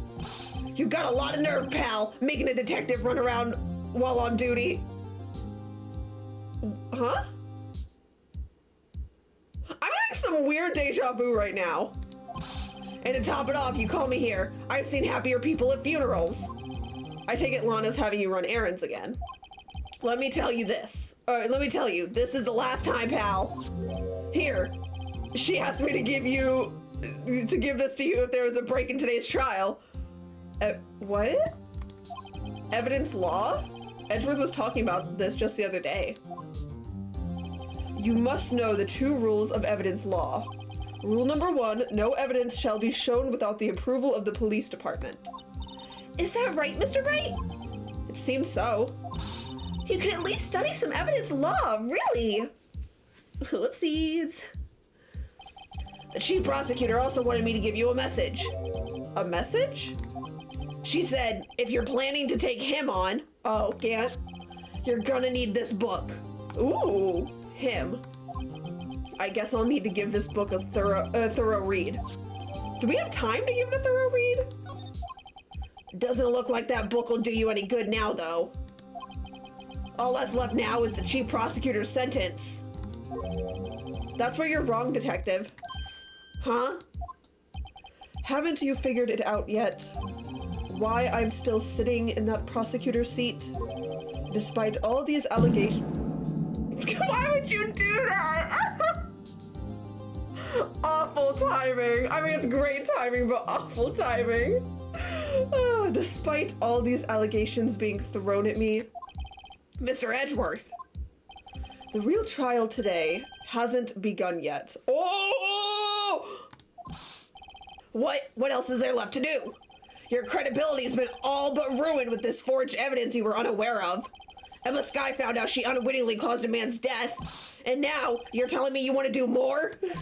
You've got to be kidding me, pal. I mean, at least he's not quitting. You're missing the point, detective. Lana didn't murder Detective Goodman. Oh. She merely stuck a knife into his dead body. That means the real killer is still out there. What? And we're going to expose him, no matter what it takes. This case has hurt too many people. It's time to bring it to an end. Let's do this! Let's go! We got this! Oh dear, I'm not scared, you're scared. Okay. Alright, welcome back everyone, sorry. Court will now reconvene for the trial of Miss Lana Skye. Mr. Edgeworth. Yes, Your Honor. The inquiry committee is planning to impose harsh penalties for your actions. Oh, thank you for the news, Your Honor. Oh, he's taking it with grace at least. Yes, well, normally this is where the prosecution calls forth a witness, but, this isn't easy to say. You see, there's some concern that you, Mr. Edgeworth, may have, struck a bargain. Oh, what? You think I may have manipulated the witnesses? I didn't say that. It's just, you see, everyone's been talking and... Very well, Your Honor. I have a solution. A solution? That being the case, the prosecution will allow the defense to call forth all further witnesses. Oh, okay. What? But there's no precedent for what you're proposing. Listen, we've already broke plenty of rules in the past. What's one more? Undeniably, this is an unusual arrangement, but a very effective one. It would prove that I haven't struck any deals with the witnesses. Well, Mr. Wright, what do you say? Unbelievable. Edgeworth has found a way to continue the trial. Very well. The defense accepts the prosecution's proposal. Let's go! Then it's settled. The, defense may now call forth the next witness. Mr. Wright? You do realize this is your last chance? If you call the wrong witness, this trial is as good as over. Oh, don't make me decide. No, wait! If the defense calls, the time's finally come to bring out the real murderer. Gant! It's Gant! Get on out here, bud! Damon Gant. The defense calls Damon Gant to the stand. Damon Gant? What does he have to do with anything? Literally everything. As the defendant's partner 2 years ago, Mr. Gant has first-hand knowledge of the crime. I feel we should hear what he has to say about it. As luck would have it, he should still be in the courthouse. He would also be the least likely to have been manipulated by me in any way. Especially because I don't even like him. Wouldn't you agree, Your Honor? True. All right, bailiff, please escort Mr. Gant to the stand. Oh boy, howdy, here we go, here we go. Shut up, I hate you. You haven't even spoke yet and I hate you. Witness, please, hey, this is my witness. Back off, Edgeworth. Witness, please state your name and occupation. What is... sorry, I was giving the old bag voice. What is this? Some kind of... Why can I not remember what voice I gave him? What is this? Some kind of practical joke? I was just on my way to lunch. Your name and occupation, sir. God, Edgeworth has such bad luck with getting names. Worthy, are you sure you want to do this? Your name and occupation. Oh, here we go! You and your stupid smile. So, you want to play hardball, eh? Please, Mr. Gant. Yeah, come on. Fine. My name is Damon Gant. I'm the acting chief of police. Now then, Chief Gant, the court requests to hear your testimony. Oh, righto! What's with the grim face? First, let's clear up this SL9 incident. Oh, you mean that time when Lana's sister murdered that prosecutor? Personally, I think it's been made pretty clear already. There are still some things unaccounted for, like the fact that the murder happened on your side. Oh, like what? Like the role you played in all of this. Son, either you're very brave or very foolish. Listen, man, I already confronted a dude who literally worked in blackmail. I got tased. There is nothing you can do to hurt me right now. Listen, it's been going downhill. I'm gonna keep going. You are aware, of course, that a police chief has all kinds of weapons at his disposal? You heard it here, folks. He threatened me. He threatened me, folks. Look, he's threatening me. Arrest him. Weapons? Sure. Take my testimony, for example. I don't have to give it if I don't want to. Coward. What? Is that true? I'm afraid so. Wait, Phoenix, shouldn't you know that? The chief of police has the right to refuse to testify. Of course, such an action carries with it certain risks. Don't worry, I'm not here to hinder your trial. Just remember, if this turns out to be a big waste of time, don't say I didn't warn you. Bro, shut up. Very well. The witness may now begin his testimony. God, I hate this man. I hate him so much. Can't wait to get you arrested. Okay. As I recall, Neil and I were questioning him that day. To make a long story short, we slipped up. That power outage didn't help either. When I went to my office, I found Lana there. Apparently, she had already arranged the crime scene. As you can see, I had nothing to do with the forgery. I don't believe you. Is that when Dark was arrested? Him? He was lying on the floor unconscious. Ugh. Ow.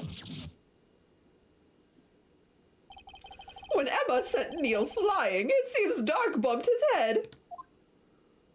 I see. Everything seems pretty clear-cut.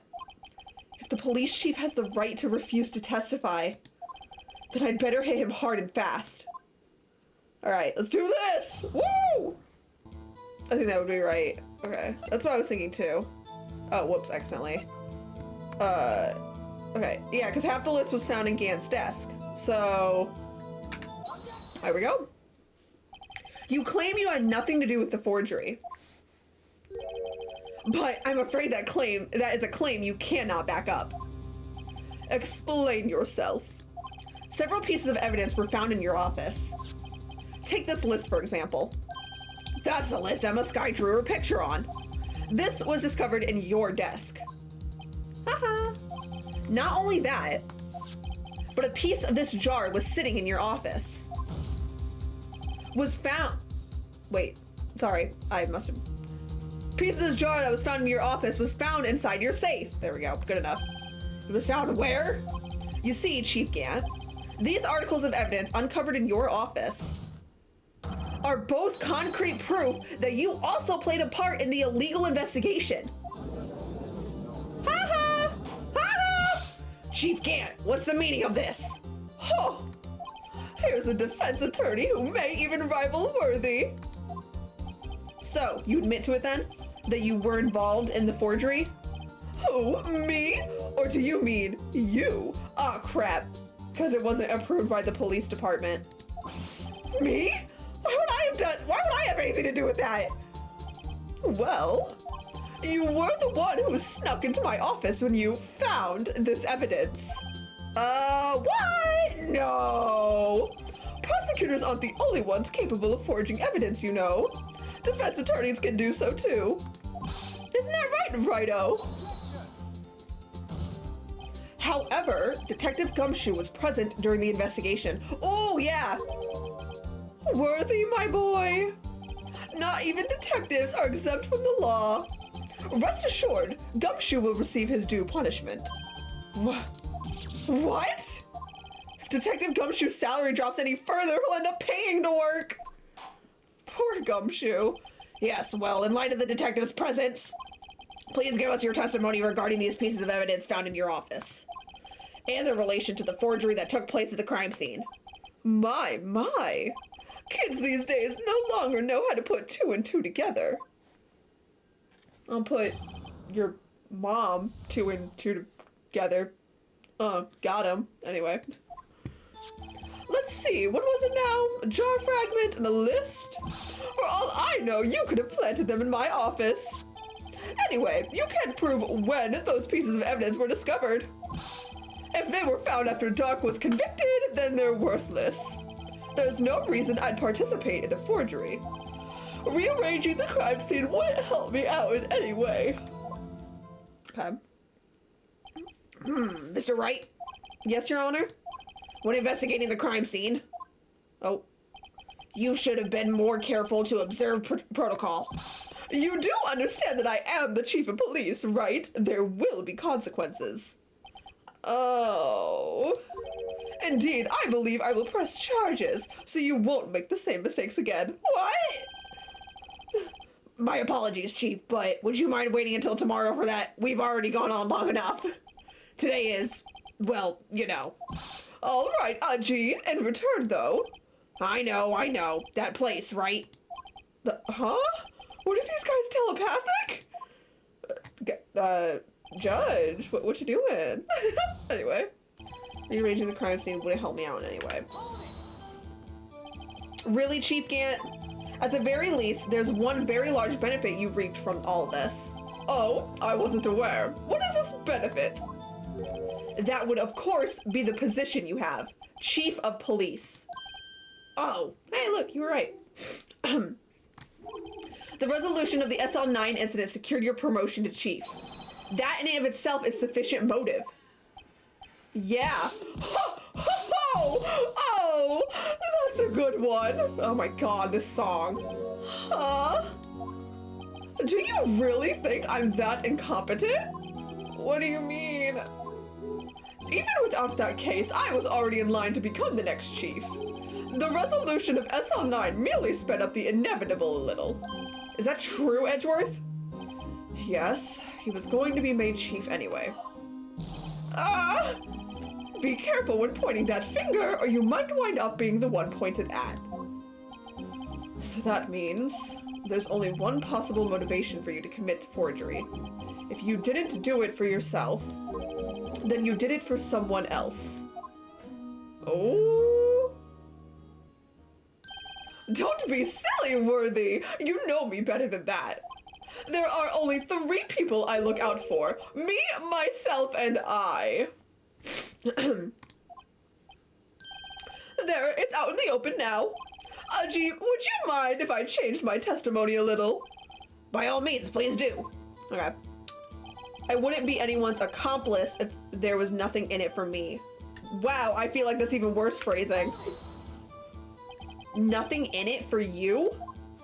Sorry, but the only person I care about is yours truly.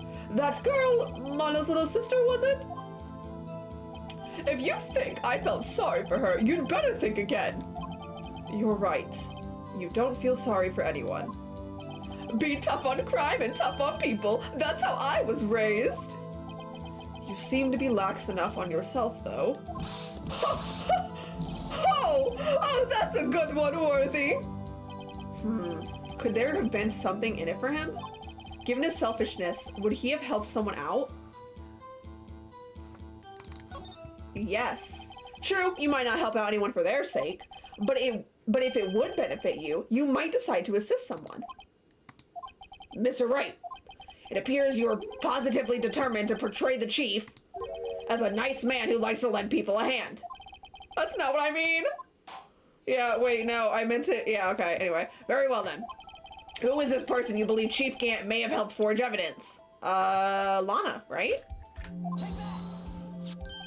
Chief Prosecutor Lana Skye? The defendant? Yeah. I believe it's quite obvious in light of the circumstances. Emma Skye fell victim to an unfortunate series of events. Who would want to help her more than her own sister, Lana? And as for Chief Gant, he would also have a reason to help Lana if she asked him to. That reason, of course, is self-profit.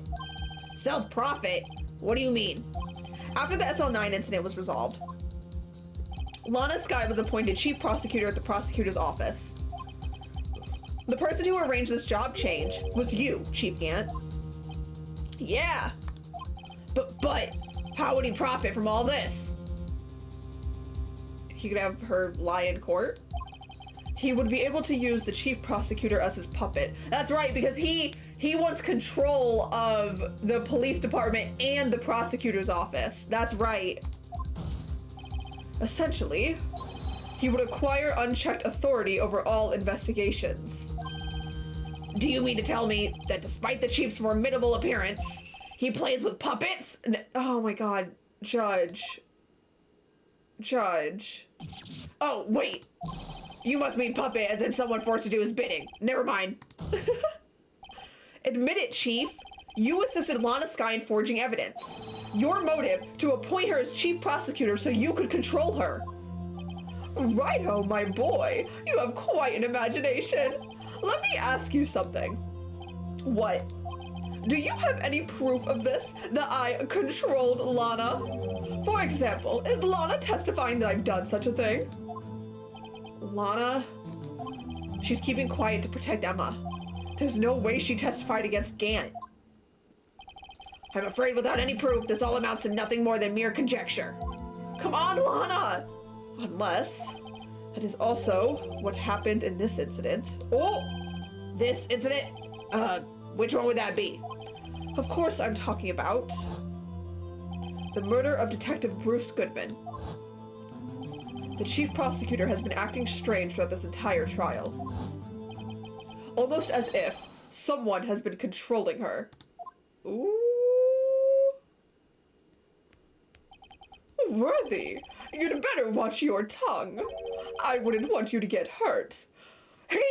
Bro! He is threatening us in court! Is nobody gonna call him out?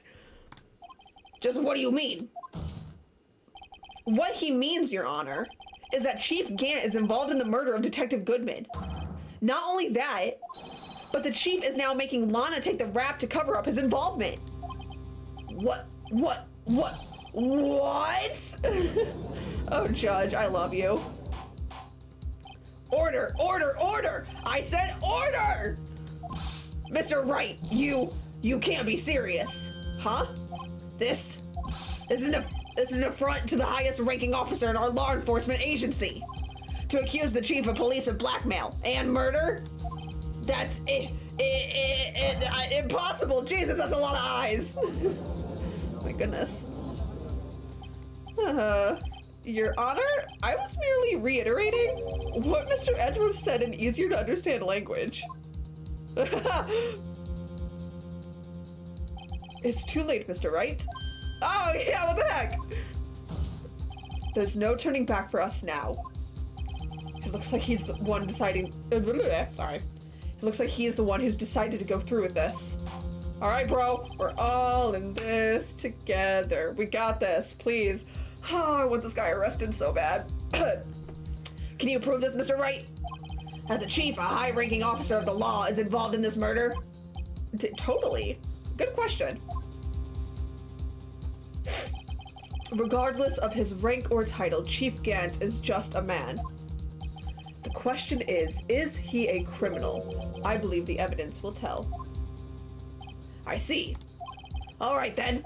Let's see what Mr. Wright's got, and it better be good. Let me just save real quick. Oh dear. Show us the evidence that ties Chief Gant to the murder of Detective Goodman. I totally have that. It's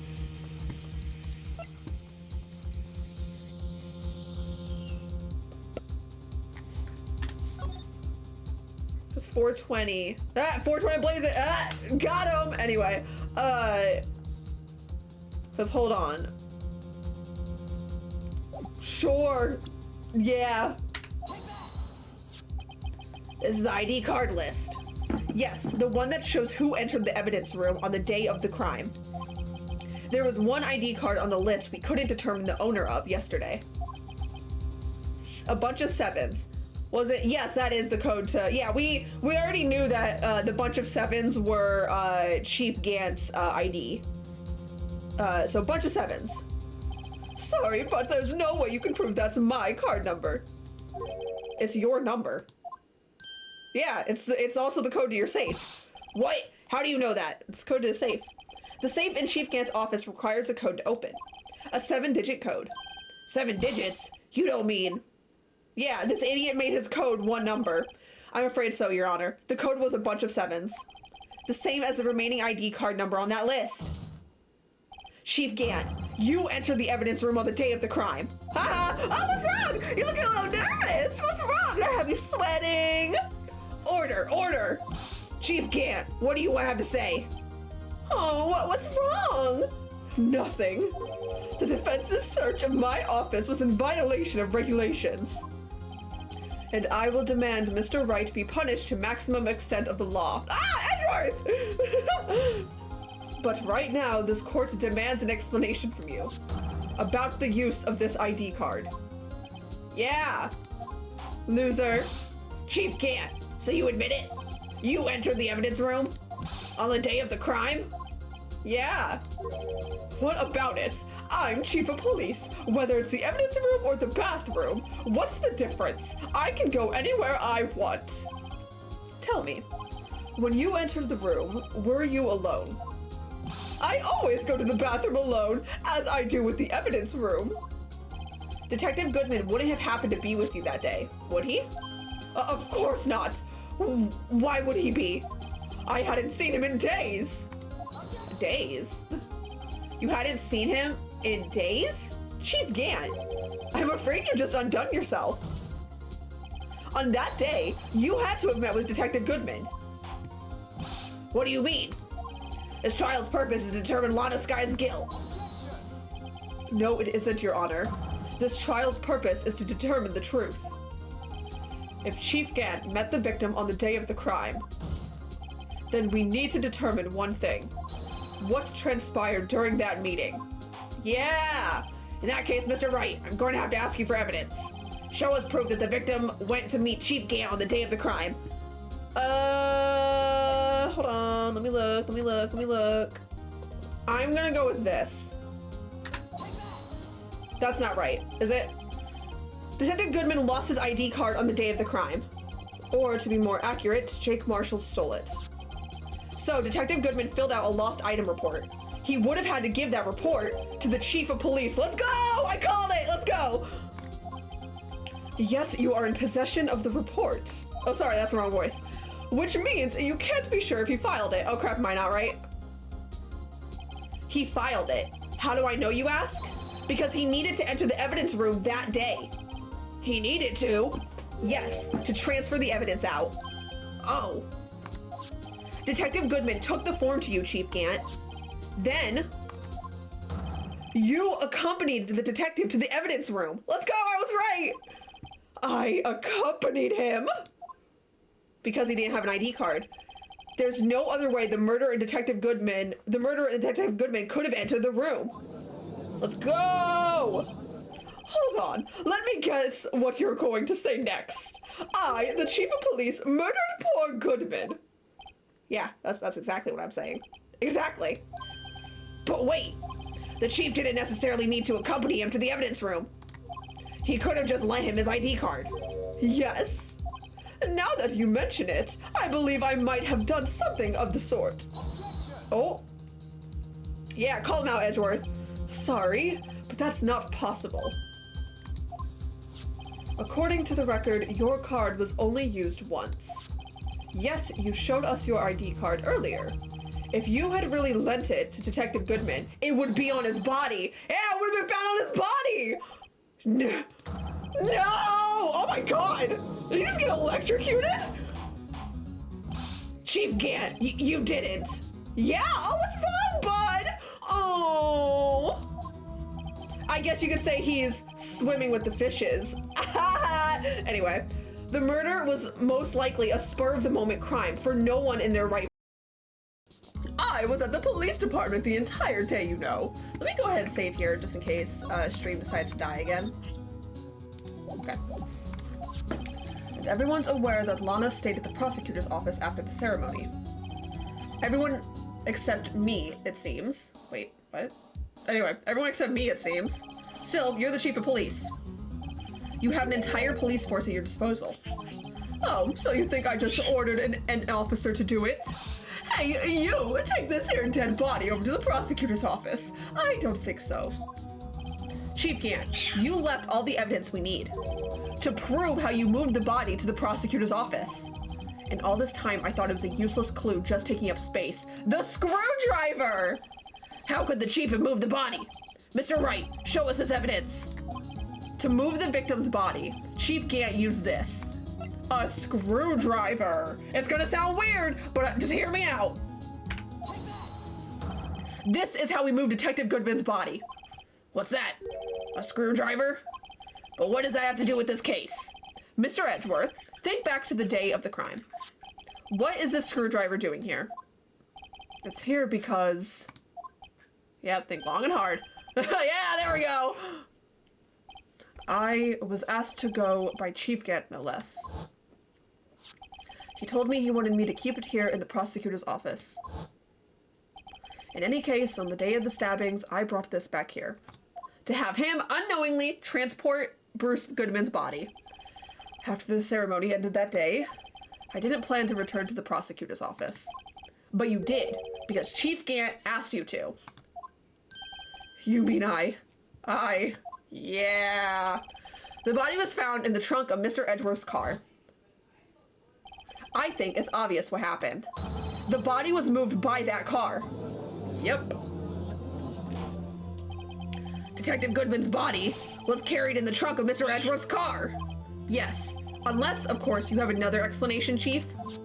Why else would you have asked Mr. Edgeworth to transport evidence from a closed case? Yeah! There's only one plausible explanation. To transport the body to your accomplice, Miss Lana Skye.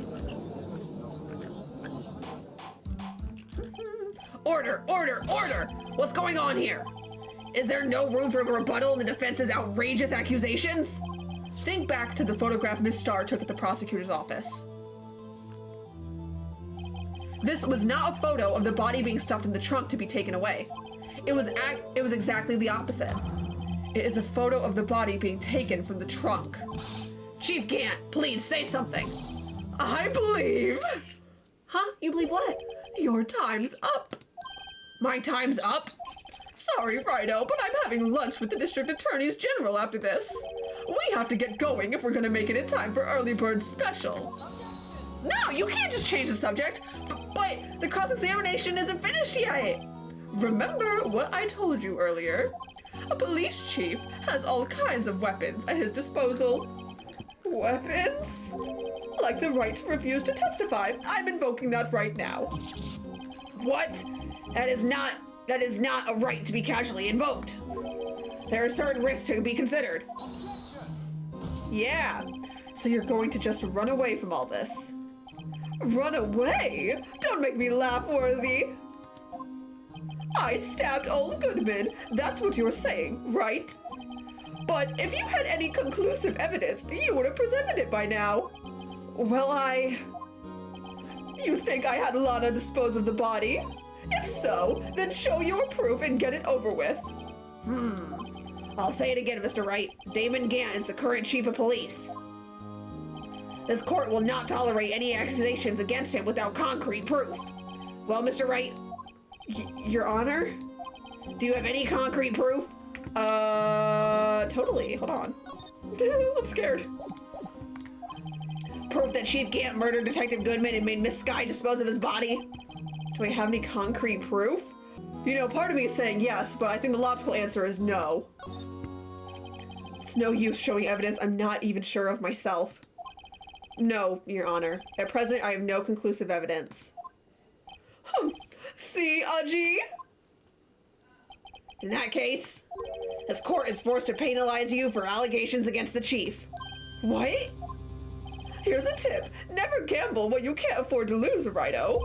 It seems that Lady Luck was on my side again today. Okay, Aji, I'll leave the rest to you. No! We can't just let him leave! You're kidding. I warned you earlier, Mr. Wright. This is an affront to the senior officer in our nation's law enforcement agency. Huh? What? Oh, Edgeworth, please, thank you. Lady Luck, Maybe we should have a word with her. Mr. Edgeworth, what do you mean? There's one lady who knows the real truth behind this trial. We haven't yet had the honor of hearing her testimony. Lana, a lady who knows the truth. Another witness. In the absence of conclusive evidence, the only other method of proof is testimony. But Chief Gant has invoked his right to refuse to testify. There's still someone else, one more witness who can answer all the questions. Raised in this court, someone right in this very room. In this trial, I don't know why I read court. Mr. Edgeworth, who is this person? It's Lana, right? Why are you asking me, Your Honor? Have you forgotten? The defense is the one calling witnesses today. Mr. Wright, does such a witness exist? She may not be willing to tell the truth, but we can't just stop now. Yes, Your Honor. The defense calls forth Lana Sky. Oh, that's wrong. Lana Sky. The defendant, Miss Lana Sky? She was in the underground parking lot at 5:15 p.m. on February 21st. Her task to dispose of the victim's body. In accordance with a certain someone's orders. Mr. Edgeworth? The prosecution has no objections, Your Honor. Very well. The court will now take its final recess of the day. In 15 minutes, we will reconvene to hear the defendant's testimony. Oh, God. This court is now in Hold on. Huh? Chief Gant! What? I thought you were going to eat. Listen good, Lana. Hey, no, shut up! No! He's trying to sway the witness. Shut him up. You're not allowed to speak. He's talking to Lana. I don't think you need me to tell you this, but if you accept Mr. Wright's claims, there will be terrible consequences. Hey, you can't do anything from a prison cell, so shut up! That's right. Your sister will be found guilty for Neil Marshall's murder. This isn't good. Of course, you never support such an outrageous claim anyway, right? Just something to think about. All right then. I've got lunch date to meet. You dirty little rat! You dirty little rat! Oh my God, he did not just do that. Okay, if there are any further objections, this court is now in recess. You've got to be kidding me. I'm going to punch him. Oh my God, I'm going to punch him so hard. Okay, hold on. Looks like we've managed to stay in the game. Yeah, thanks to your help, Edgeworth. Oh, Gumshoe! That chief. He's something else. Hey, pals. Detective Gumshoe. I'm not a detective anymore. No! You'll always be detective in my heart. You're still a detective. Oh yeah, sorry about that. Ah, don't worry. I've already decided where to work now. At your office. Huh? My office? Sure. I'll take the place of the top-knot girl you used to work with. Could he mean Maya? Still, looks like we're all out of moves now. Chief Gant's done it again. How is he always getting the upper hand? It would be pretty funny to have Gumshoe as our companion in court. It's not fair. He has the right to refuse to testify. Settle down, Wright. Remember what the judge said? But Chief, That is not a right to be casually invoked. There are certain risks to be considered. Risks. What did he mean by that? It's simple. If the chief refuses to testify, the opposite also holds true. You mean he forfeits his right to say anything too? I'm assuming it's Lana? Emma! Oh my god, you're okay! Emma, are you okay? Yeah, when I came to, I was in the medical office. I've been listening to the trial from the gallery. So she heard everything that's been going on. Emma, I'm sorry for what I said before. No, don't be. It was the truth. You know, it's funny. I almost feel somehow relieved. Relieved? Yeah, now I finally know what really happened. To think all this time, my sister was being blackmailed by that terrible man. And she did it all just to protect me. Ever since her appointment as... Jesus, I can't read. My god, sorry, I'm having a stroke. Ever since her appointment as chief prosecutor, everyone who knew her said she changed. Perhaps it was easier that way for her. What do you mean? What do you think I mean? To follow Chief Gant's orders. She must have shut herself up deep inside, to force herself to do anything and everything the chief told her to do. That must be why she became so cold. It was all my fault. It's all because I murdered Mr. Marshall. Hey, don't go blaming yourself now. Yeah, tell her, Gumshoe. If you want to blame anyone, pal. Or sorry, if you want to blame anyone, blame society, pal. Chief Gant may be able to fool everyone else with his forgery, but he can't fool my memory. I remember now. I knocked Mr. Marshall into that armor. I see. Well, we'd better get back. It's time for the final act. Emma, why don't you wait here? No, I'm going with you. Oh. I want to be there. When Lana tells the truth. Let's go right. It's time to end this. Oh, Emma! Oh, honey. I have my companion back. Yay! Now then, will the defendant, Miss Lana Skye, please take the stand?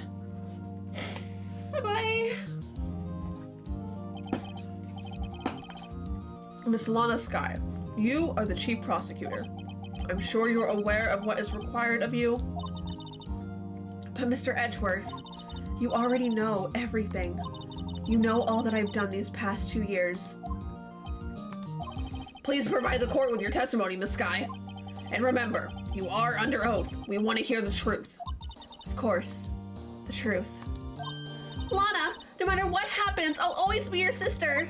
Oh, my heart. Now then, your testimony if you will. First, tell us about your relationship with Chief Gant. Everything hinges on your testimony. You're the only chance we have to get Gant.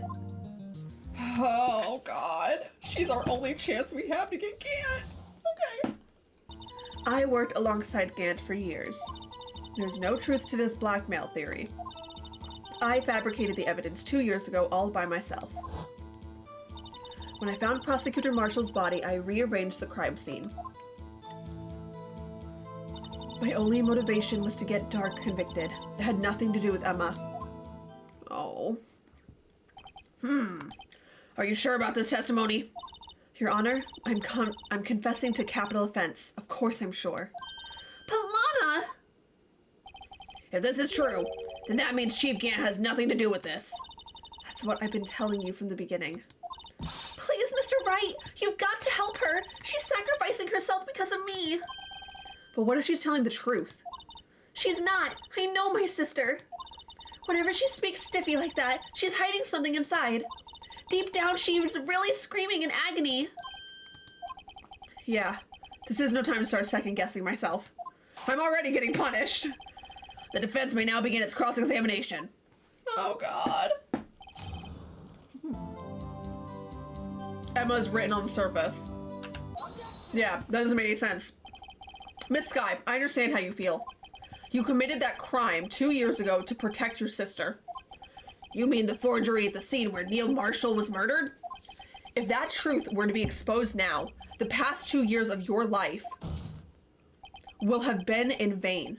Even so, I am compelled to bring to everyone's attention a significant contradiction with your testimony. Contradiction in my testimony? You testified, and I quote, "The pieces of the jar that shattered during the events threatened my plan." That's right. Do you have a problem with that? It's a simple oversight, really. You see, a message was written on the jar with the victim's blood. Yes, the prosecutor must have written it in his final moments. Exactly so. And this is where the contradiction lies. In order for the victim to be able to write his message on the jar, it must not yet have been broken before he died. Huh. He couldn't have written Emma's name on a shattered jar. Yeah. Order, order. Your Honor, it would appear more information is needed in regard to this jar and its bloody message. We may be missing something critical here. Something critical? Chief Prosecutor, it seems you're as in the dark as we are about the truth towards which we're headed. What? Just tell us exactly what you saw. We'll piece together the information to arrive at the truth. Very well. The witness may now continue her testimony. All right, bestie, let's see it. I immediately noticed the blood traces in the jar, but it was dark in the room and I didn't have time to check it out. To be safe, I wiped away the blood. The fragments were large, so I'm sure I got them all away. All I could think about was wiping them clean before they were discovered.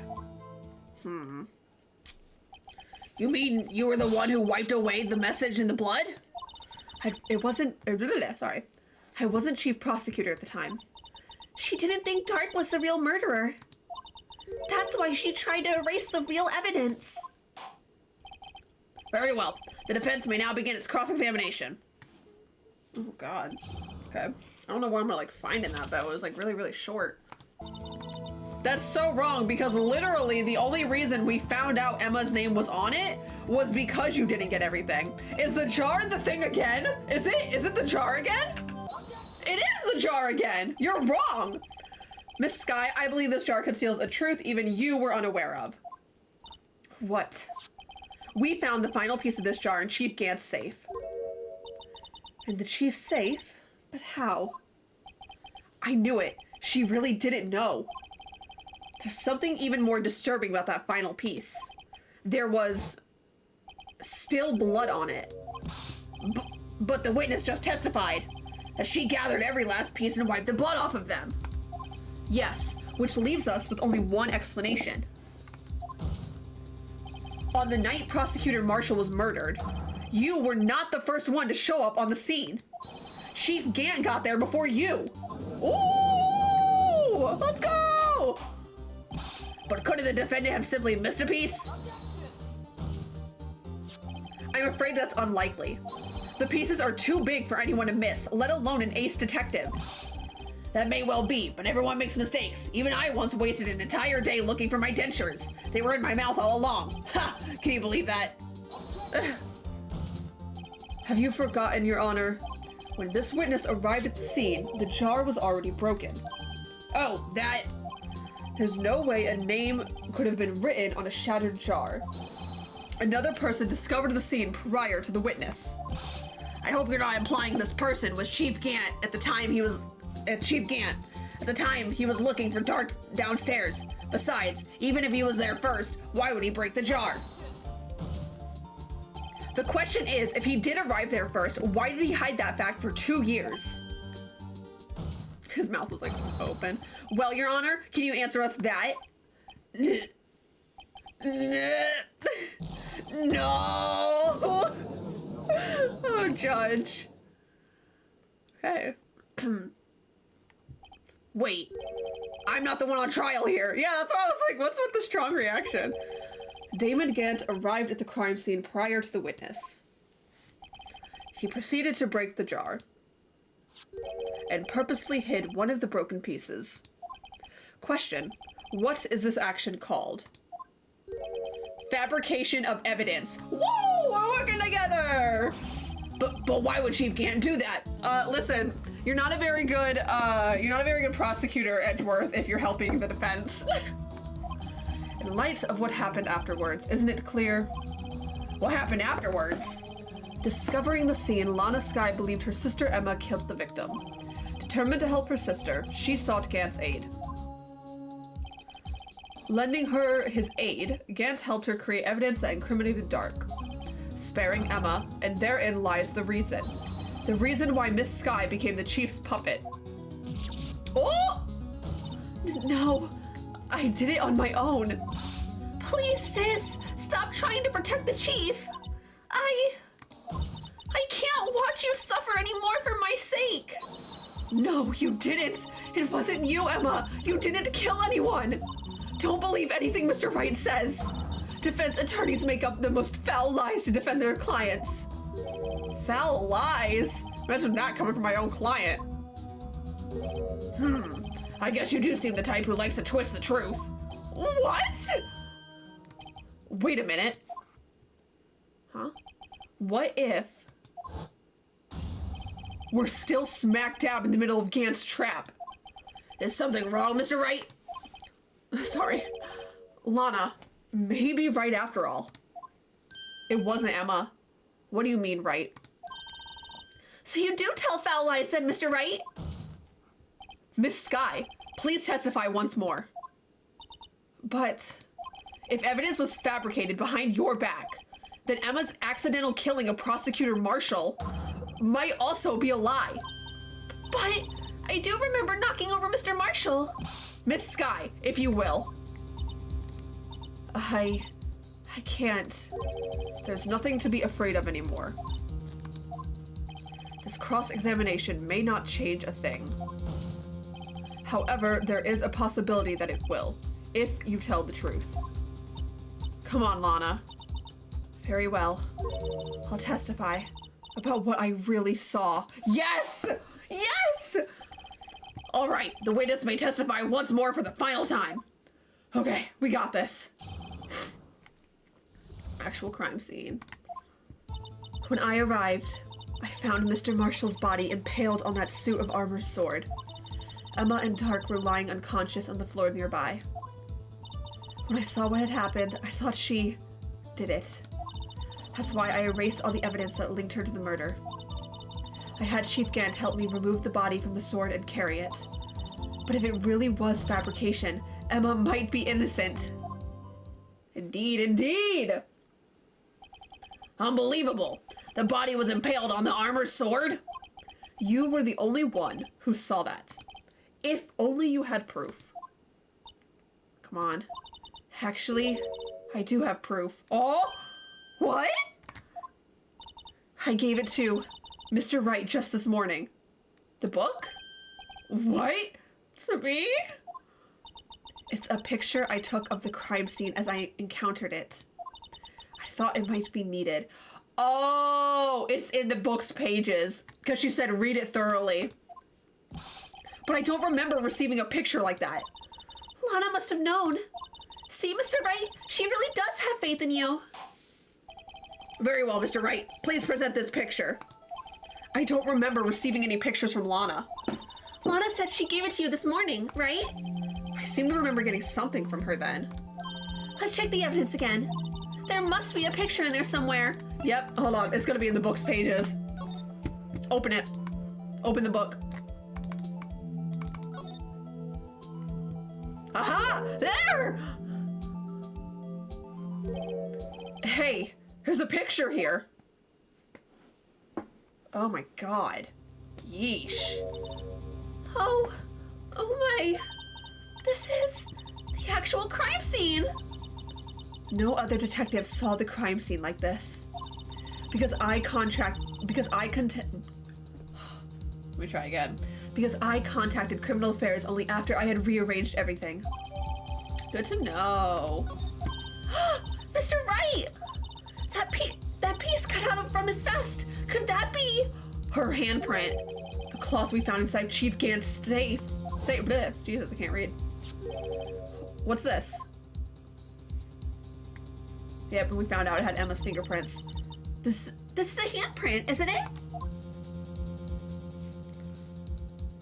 That cloth, it had fingerprints on it. Whosever fingerprints those are must be the real murderer. Oh. Yeah. What? But those fingerprints, they're yours, Emma. Why are your lips turning all purple, Mr. Wright? Oh no. Anyway, let's get on with the cross-examination. So long as you tell the truth, we should be able to flush out the real murderer. Very well. The defense may now begin its cross-examination. Oh dear. Okay. I arrived, I found Mr. Marshall's body impaled on a suit of armor. So oh, what? You! Get out of here! What? I thought you had lunch! Huh? What about this oh so important lunch that you just had to get to? Are you worried she's gonna say something? Huh? I'm angry. I apologize. Come now, Udgy. This is the poorest excuse of a trial I've ever seen. Chief Gant. What? Now you want to make me out as the baddie guy too? If so, I'd like to put in my word or two in my defense. I'm afraid it's too late for that. What? You already declined to testify. That means you forfeited your right to make statements of any sort. Yeah! Huh, what's wrong? This must be that risk we were talking about earlier. Just sit back, relax, and enjoy the sound of the noose tightening around your own neck. Oh my god, Edgeworth! Oh my god! What's wrong? Oh! So what? You think I'm worried? Huh? Sorry to disappoint you, but I don't need to make any statements. What do you mean? The evidence will do all the talking for me. Even if I can't testify, I can still present evidence. Yes, that's true. Wait, you mean you still have some conclusive evidence? No, I don't, but someone does. Someone? So, what's your excuse, Righto? Uh-oh. Why have you been keeping quiet about it? You do have something to show us, right? Something that proves who knocked over Neil Marshall, causing his death? Conclusive evidence that leaves no room for doubt. Is that true, Mr. Wright? No. If I show that piece of evidence now, Emma's sure to be made out as the murderer. Mr. Wright, if you have any evidence, present it now. And if you try to conceal anything, you will be the one appearing before the Board of Inquiries. What do I do now? I better think of this through carefully. I can't afford to make the wrong decision. Should I present that piece of evidence? The one that shows who really killed Prosecutor Marshall? Oh no, don't ask me! No, I can't pick! Wait, hold on. Okay, think. The one that shows who really killed, nope, sorry, I don't have anything. Oh my god, that's so weird. Your Honor, I don't have evidence I can present at this point in time. What? You lie! Chief Gant? You opened my safe! I know what you took. I know you took what was inside. The conclusive evidence. No, I ain't got nothing. I don't know what you're talking about. Gaslight, gatekeep, girl boss. Go, Phoenix. Mr. Wright, why don't you show them? We found it together. Shut up, Emma. You don't want to know. Oh, I see. It's because you know the truth, don't you? You know whose fingerprints are on it. That's why you won't present it. What are you talking about, Chief Gant? Can't you figure it out?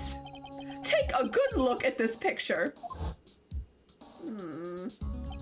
See the victim's vest? Notice anything odd about the chest area?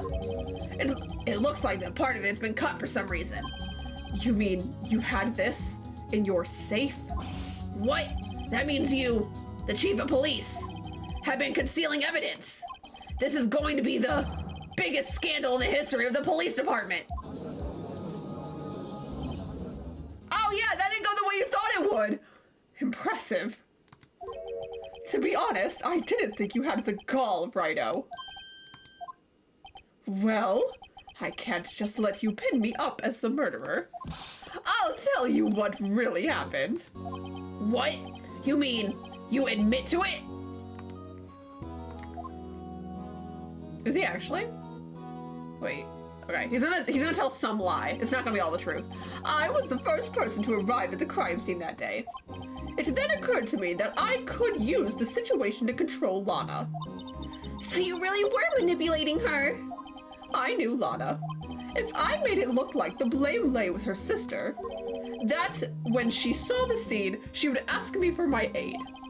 So you assisted Miss Sky. I told her to arrange all the evidence. I had her plant the knife tip in the victim's body and move the body across the room. And I ended up using that evidence to get Joe Dark convicted. When I tampered with the crime scene, I hid 2 pieces of evidence. This was before Lana arrived at the crime scene, mind you. 2 pieces of evidence. You mean those items in your safe? But why? For insurance, of course. Insurance? I don't think Geico accepts false evidence.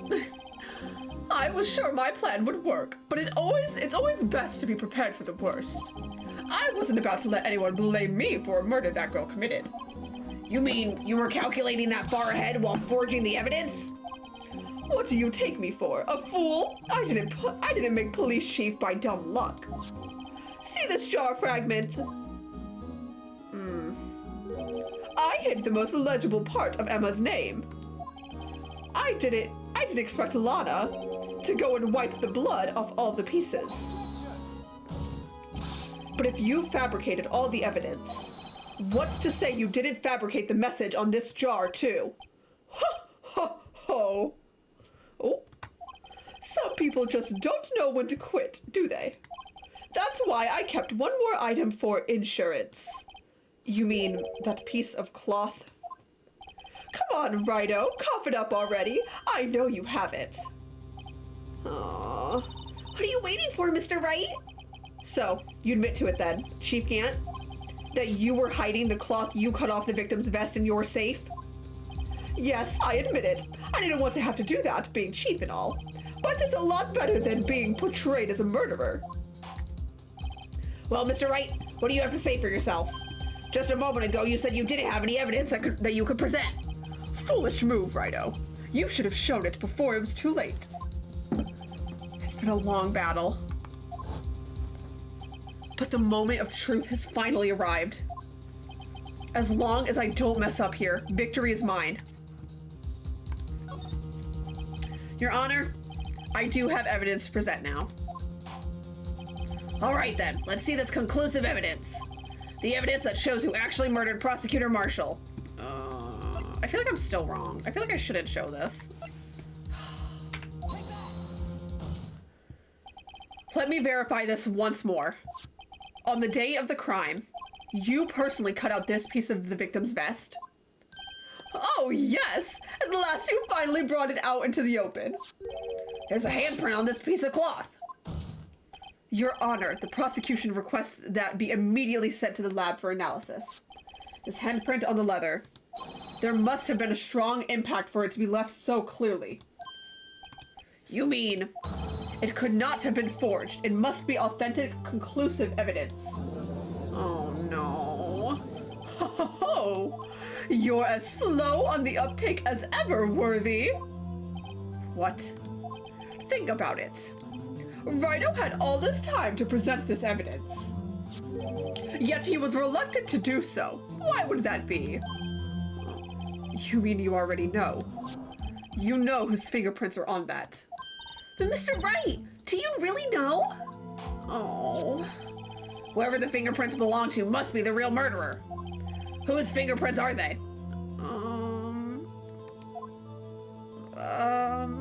Nobody's?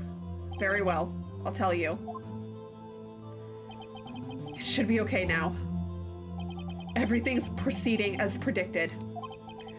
The person whom these fingerprints belong to is... Emma Sky. Emma Sky? What? They're mine? I'm sorry, Emma. But why? Why didn't you tell me? Oh, no. Oh, you're really something, Rhino. You knew this girl did it all along, and you still tried to pin the murder on me.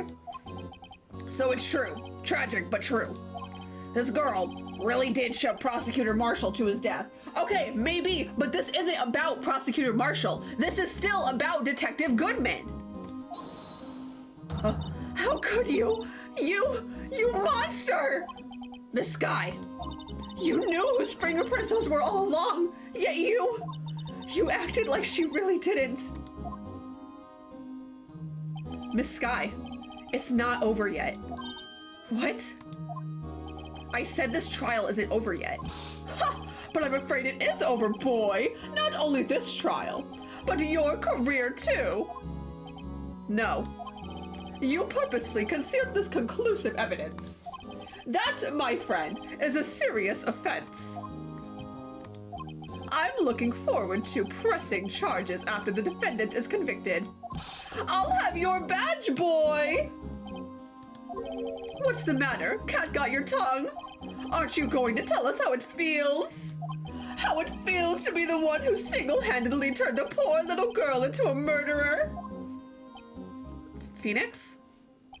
Before I do that, there's just one little thing I have to clear up. Oh, and what's that? Who really killed Prosecutor Neil Marshall? Huh? What? Chief Gant, you are absolutely right. This piece of cloth proves who the real murderer is. Who killed Neil Marshall, you ask? It was Emma Sky, wasn't it? I'm afraid that's not possible. You see, this piece of cloth contains a critical contradiction. What? A contradiction? What is this fool blabbing about? I'm talking about a contradiction. One that proves who the real killer is. Huh? Mr. Wright, this piece of cloth. What could it possibly contradict? Chief Gant, your tyrannical reign ends here. Behold, the piece of evidence that contradicts this cloth. That I totally know what it is. I was thinking it had to do something with this picture, but I couldn't place what it is. Okay. And what exactly is this supposed to be? This is the picture Miss Sky took. Take a good look at it. See where the piece of his vest was cut out? Yes, his shirt is showing underneath. It's hard to make out with all the blood on his vest though. Exactly my point. His chest is soaked with blood. That's only natural. His lungs, no doubt, were punctured. Blood poured out of his mouth. Oh, but that piece of cloth. It's clean. Wait, there's no blood on it. Ah, that's all the scream I'm doing, man. Anyway, since Emma Sky's fingerprints are on this cloth, there's no doubt that she shoved the prosecutor aside. However, Mr. Marshall was not impaled on the sword at that time. No, this is nonsense! Now then, Chief Gant, let me ask you something. Prosecutor Marshall was not impaled when he was shoved aside. He most likely hit his head on the ground and was knocked out. If so, then tell me, who could it have been? Who could have arrived at the scene before Miss Lana Sky, picked up the unconscious prosecutor, and impaled him on the armor's sword? Yeah! Then, to make it look like Emma was responsible for the prosecutor's death, said person proceeded to write her name on the jar with the victim's blood. A jar that had been broken on purpose to leave behind a clue. And make Lana believe her sister did it. Oh, what's wrong? Remember what you admitted only moments ago?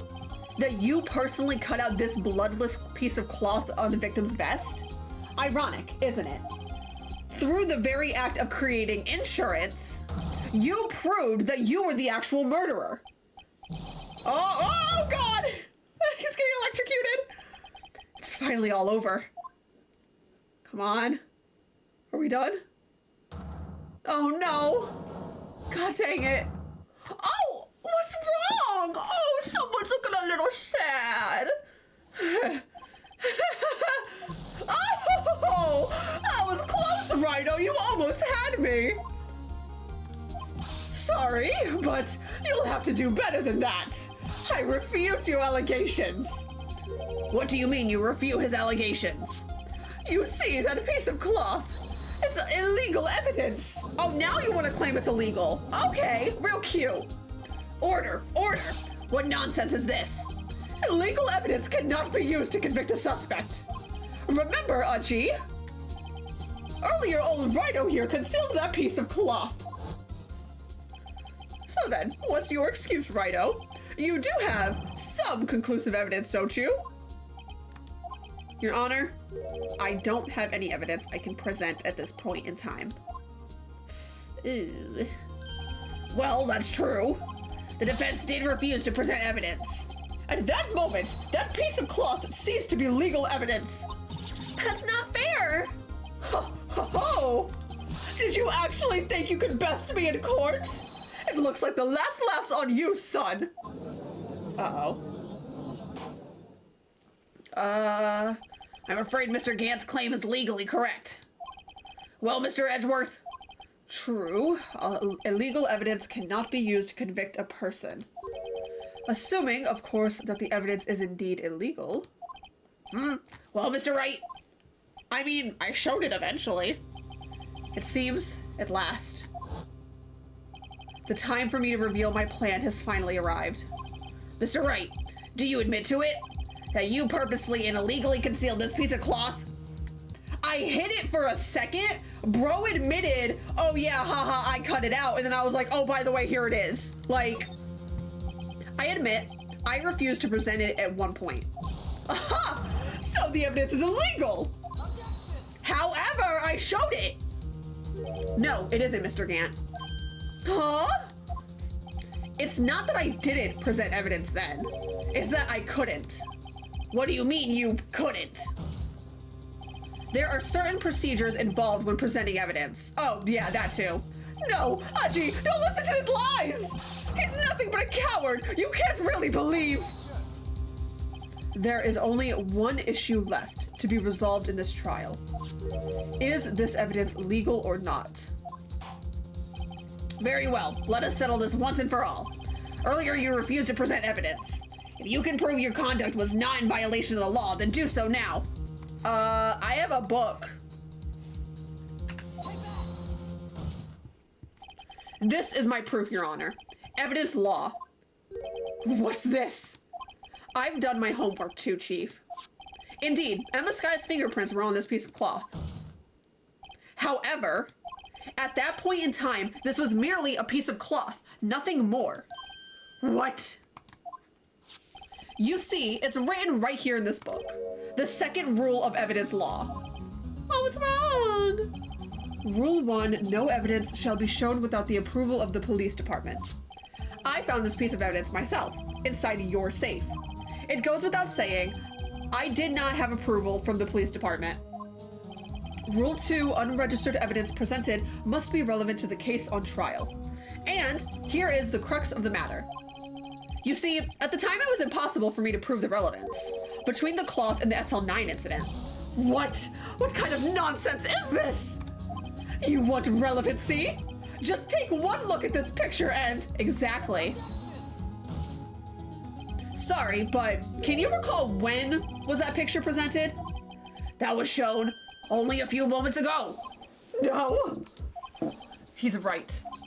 At the beginning of today's trial, that piece of cloth was still meaningless. The person who gave it value as evidence was you, Damon Gant. Huh. You yourself confessed to a certain truth. Let me verify this once more. On the day of the crime, you personally cut out this piece of the victim's vest? Oh, yes! You said it with such glee! No! It was then that you approved this cloth as conclusive evidence. Yes, you, the chief of police, personally approved this cloth. The only person who could have cut this from the victim's vest is the one who stood before Prosecutor Marshall in his final moments. In other words, the real murderer, and there's only one person who that could be. Damon Gant, the killer was you! No. No. Oh. Oh God, he's going nuts. What is happening?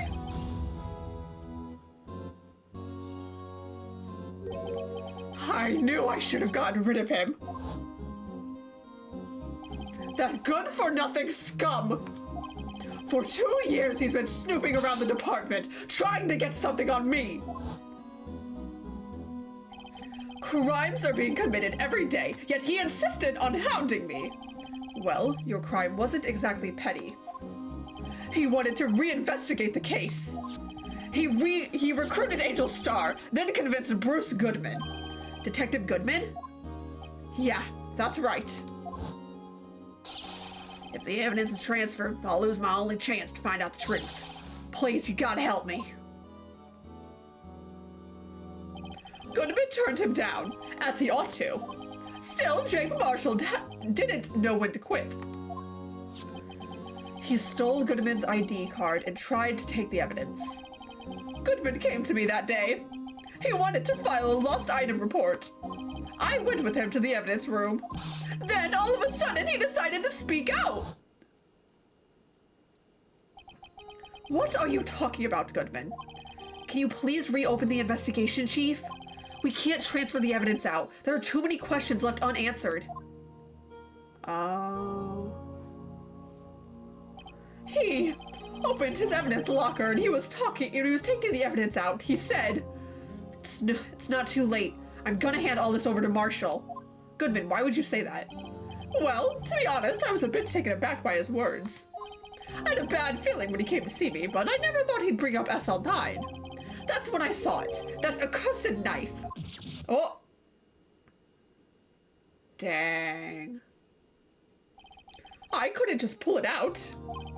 Doing so would have only led to more blood, making it near impossible to hide your crime. Even so, the blood was just pouring out. I didn't know who might stumble in, so I hurried to wipe it up.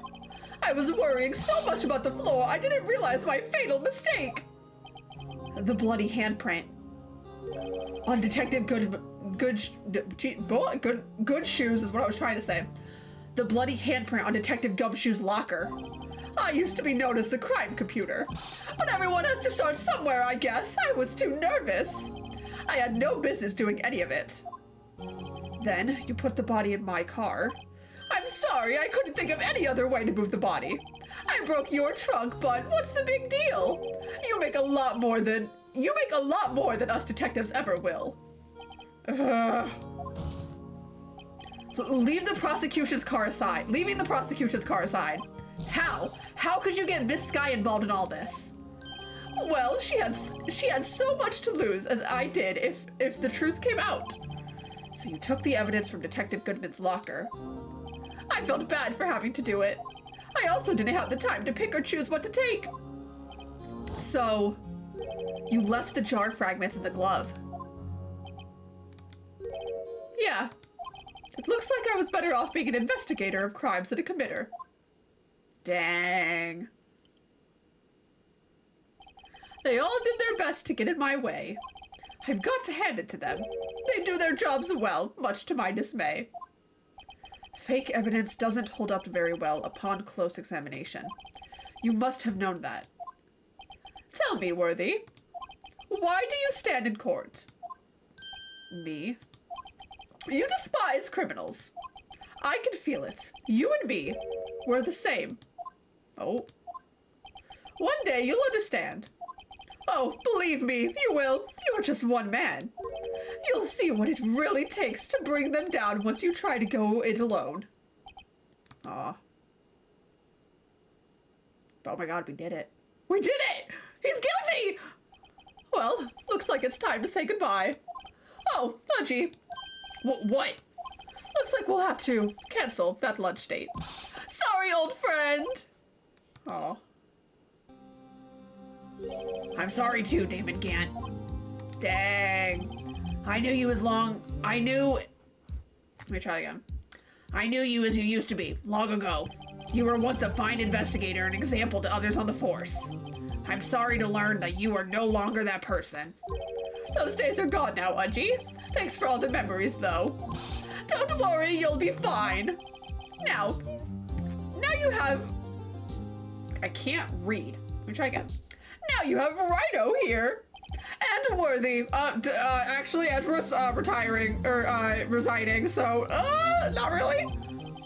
With these two around, you can't go wrong. In fact, I can hear them already. The melodious sounds of a new beginning. He's actually kind of taking this like a champ right now. I'm shocked. There are two things I want you to understand. Yes? First, your sister never hurt anyone. Second, Damon Gant betrayed you from the beginning.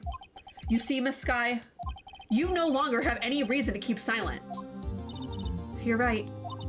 When this trial is over, I'll tell everything. All that I've done these past 2 years. From the time I had Gant help me forge evidence up until today. So, it seems all the questions raised in this trial have been answered. I'm sorry, Miss Sky. I couldn't get you out of all your trouble. My, what high standards you have for a rookie. Oh, I can see why Mia thought so highly of you. Who knows, a few years from now, you just might make it to the top. Oh. I owe you my thanks, Mr. Wright. Miss Sky. And to you too, Mr. Edgeworth. Oh. You've suffered every bit as much as I have over these past few days. Believe me, I know how much of an ordeal it's been for you. It was nothing. Liar. I was worried the pressure might break you. Yeah, no! He, like, awkwardly crumples the resignation letter in his pocket. Psh, definitely didn't break me, never! And yet, he rose above it all and guided Mr. Wright to victory. You've done well, Mr. Edgeworth. Stop it. I only did my job. In light of this case, it seems a good self-examining is in order for all of us. Miss Sky. Yes, Your Honor. You are innocent of murder. However, although the chief blackmailed you, the fact is you still acted as his accomplice. A trial will be scheduled for these crimes at a later date. Yes, I understand, Your Honor. Is there something amusing about all this? Why are you smiling? It's been a long time, Your Honor. A long time since I felt free of these heavy chains. Aww. Oh, my heart. Well, this trial's gone on far too long already. Regarding the charge of murder, this court finds the defendant, Miss Lana Sky, not guilty! Woo! Confetti! Party! Dance! We did it! Oh my god, we did it! That is all. This court is adjourned. Oh my god, finally! I'm free! I did it! Okay. At long last, it's finally over. Oh, Emma? Why the long face? I'm sorry your sister didn't get completely off the hook, but at least she wasn't convicted for a murder she didn't commit. No, that's not it. Just now after the trial ended. I can see why Mia Fey thought so highly of you. I owe you my thanks, Mr. Wright. And to you too, Mr. Edgeworth. You've suffered every bit as much as I have over these past few days. You've done well. Aww. You know, I did my best too. But Lana didn't say a single word to me. Hope I'm not interrupting anything. Gumshoe! Please, you can't keep doing this! Bro.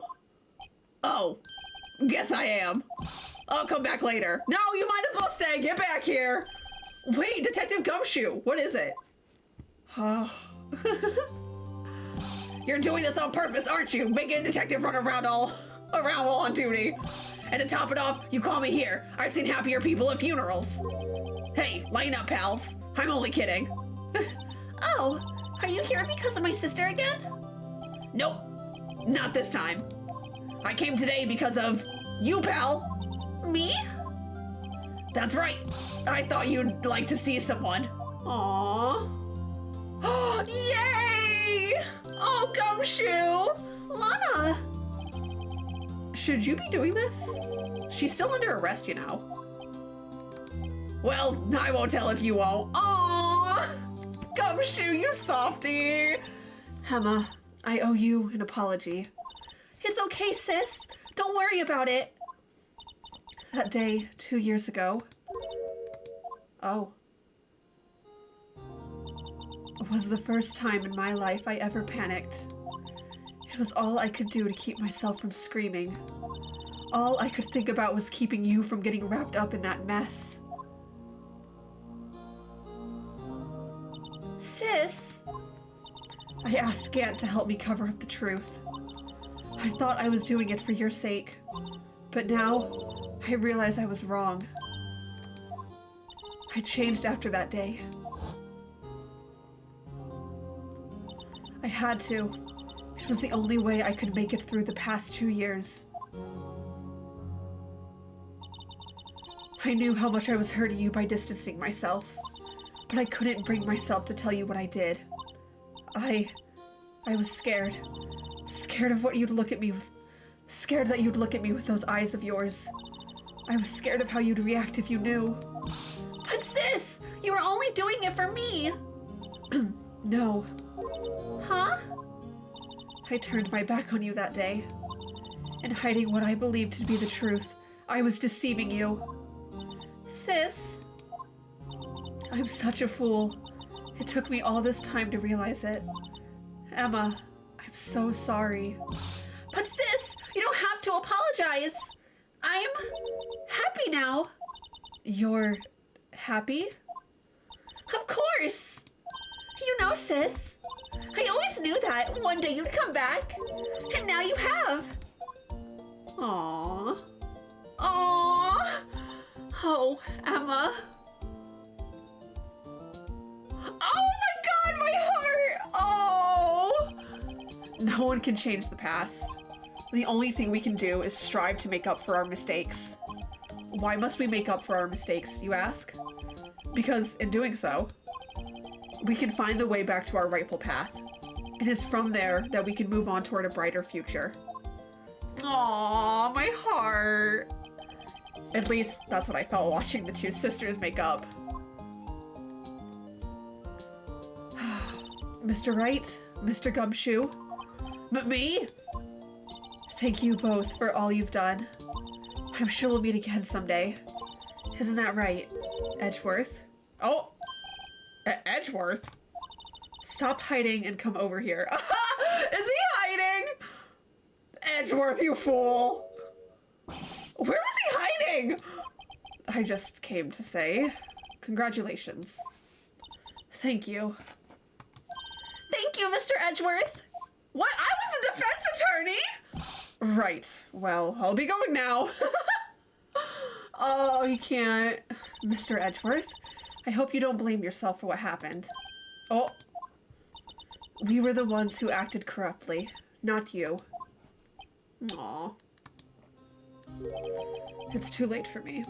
No matter what anyone might say, I realize today that I can't correct my mistakes.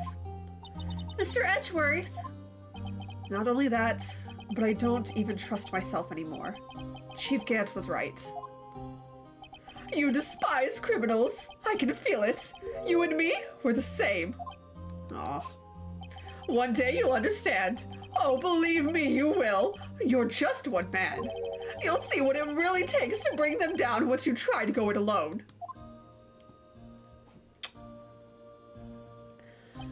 I do despise criminals. I plan to dedicate my entire life to fighting them. But in order to fight crime on my own, I need a weapon. It's scary, but I've known that it be true for quite some time. But Edgeworth, who knows? Given enough time, I might have tried to pull something like Chief Gant did. Oh, that thought terrifies me. That's why I can't continue on as a prosecutor. Edgeworth, don't you understand? Damon Gant and your mentor, Manfred von Karma. Aww. Oh, we're mentioning Von Karma again? We're both the best of the best when it came to fighting crime. But they both made the same mistake. You said, in order to fight crime on my own, I'd need a weapon. That may be true, but think back to today's trial. You weren't alone. Aww. You were working together with Mr. Wright. And because of that partnership, you were able to present evidence that otherwise would have gone undiscovered. Isn't that right, Mr. Wright? Huh? What? Yeah. What is this, a pop quiz? Come on, Mr. Wright! Show him what Lana's talking about! Evidence, huh? Something that neither Edgeworth nor I would have been able to find on our own. Bro, I don't know. The Blue Badger. No, I'm kidding. Nothing that we would have been able to find on our own. The law book. I'm kidding. Hold on. Oh, this. That's the picture I drew. Our counterattack began with this. You had one half of the evidence list, and I had the other half. Apart, we wouldn't have been able to completely restore Emma's picture. That didn't just happen by chance, Mr. Edgeworth. Aw. It's time for me to go. Mr. Edgeworth! If you'll excuse me, there are still some loose ends that need wrapping up. Take care, Chief Prosecutor. Won't be Chief Prosecutor for long! She's definitely losing her job. Edgeworth, what will you do now? Oh. Well, whatever you do, just remember. You can let what happened kill the prosecutor in you, or you can let it help you grow. In the end, it's up to you. I know. It seems I owe you my thanks too, right? But what I face now is my problem. Edgeworth, I'll be waiting for you in court. Aw. Farewell. I expect to see you on the other side, man! I expect to see you on the other side! You better not quit! I'd better be going too. Okay, but I'll be by to visit soon. It seems we both have a lot to learn and catching up to do. Here, this is a little something for you. Aw, scientific investigation! Scientific investigation! It's the first book I ever bought. Study it well. Thanks, sis! I will! Aww, I can't. The little animation is so cute. And so, another case came to a close. And as for the sisters, I have faith. Aww. Faith that their lives have only just begun. Oh, my heart! And as for me, I think it's time I started on a new journey of my own. A journey to rediscover myself. Oh. Well, well, don't go trucking off just yet, pal. Uh-huh? What is it, detective? There's just a little matter to be resolved about the chief prosecutor. You see, she isn't supposed to be out of jail like this. But I thought you said it was okay. Yeah, well, it may be okay with me, but the folks at the prison are a different story. huh? Basically, I had to bribe a guard in order to sneak her out for 30 minutes. Believe me, it wasn't cheap either. Huh? Way to go, detective! I didn't know you had a wild side.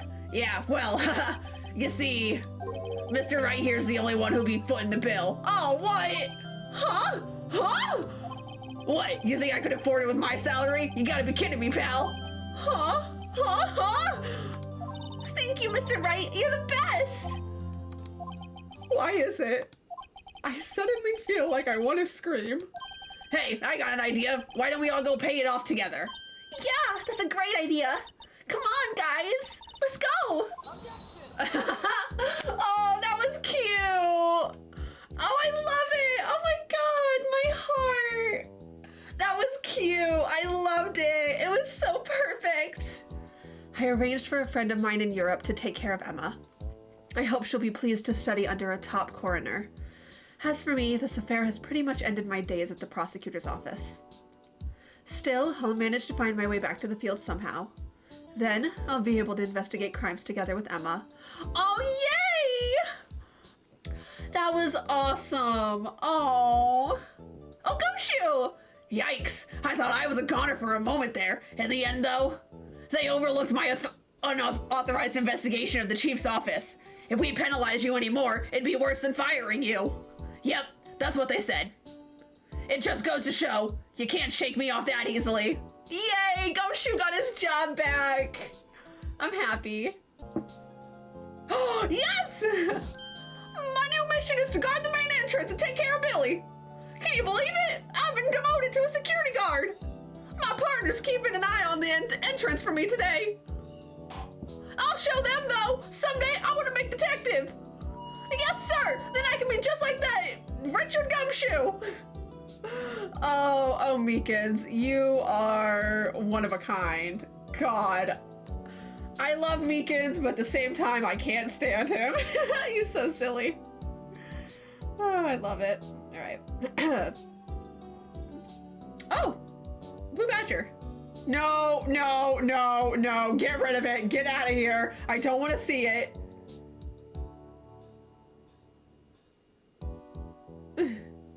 God, screw you. Oh, wait, no! Gumshoe's hard work.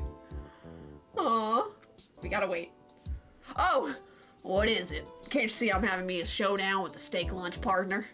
Miss Starman sneaked this in to me. She's seeing one of the guards, it seems. Well, cowboy, looks like you did it. You even gave Bambina back her smile.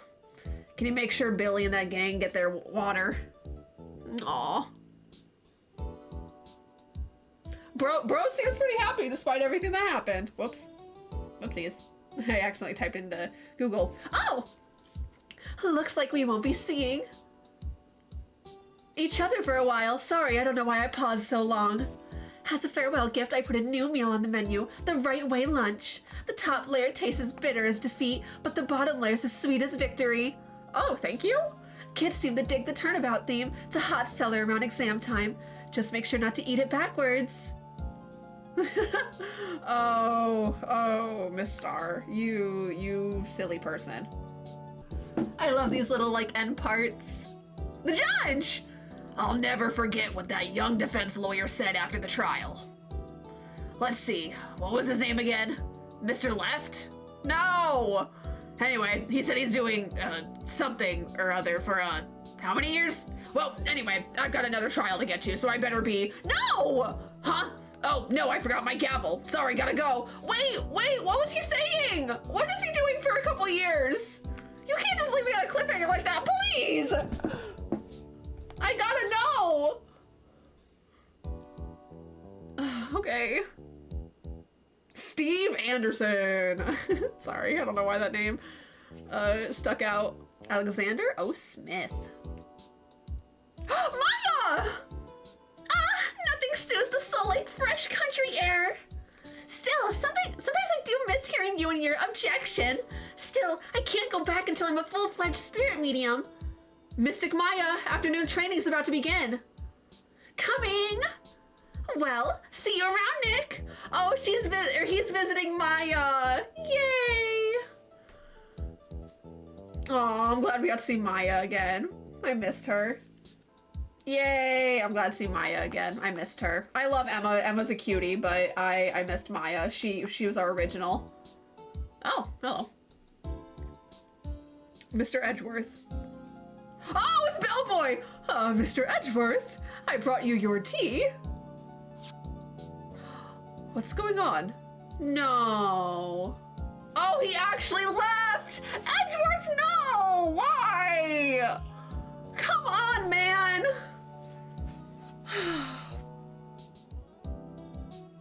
You gotta be kidding me. He actually left. Thanks for coming to see me off. I can't believe I'm going to Europe. Thank you, Mr. Wright.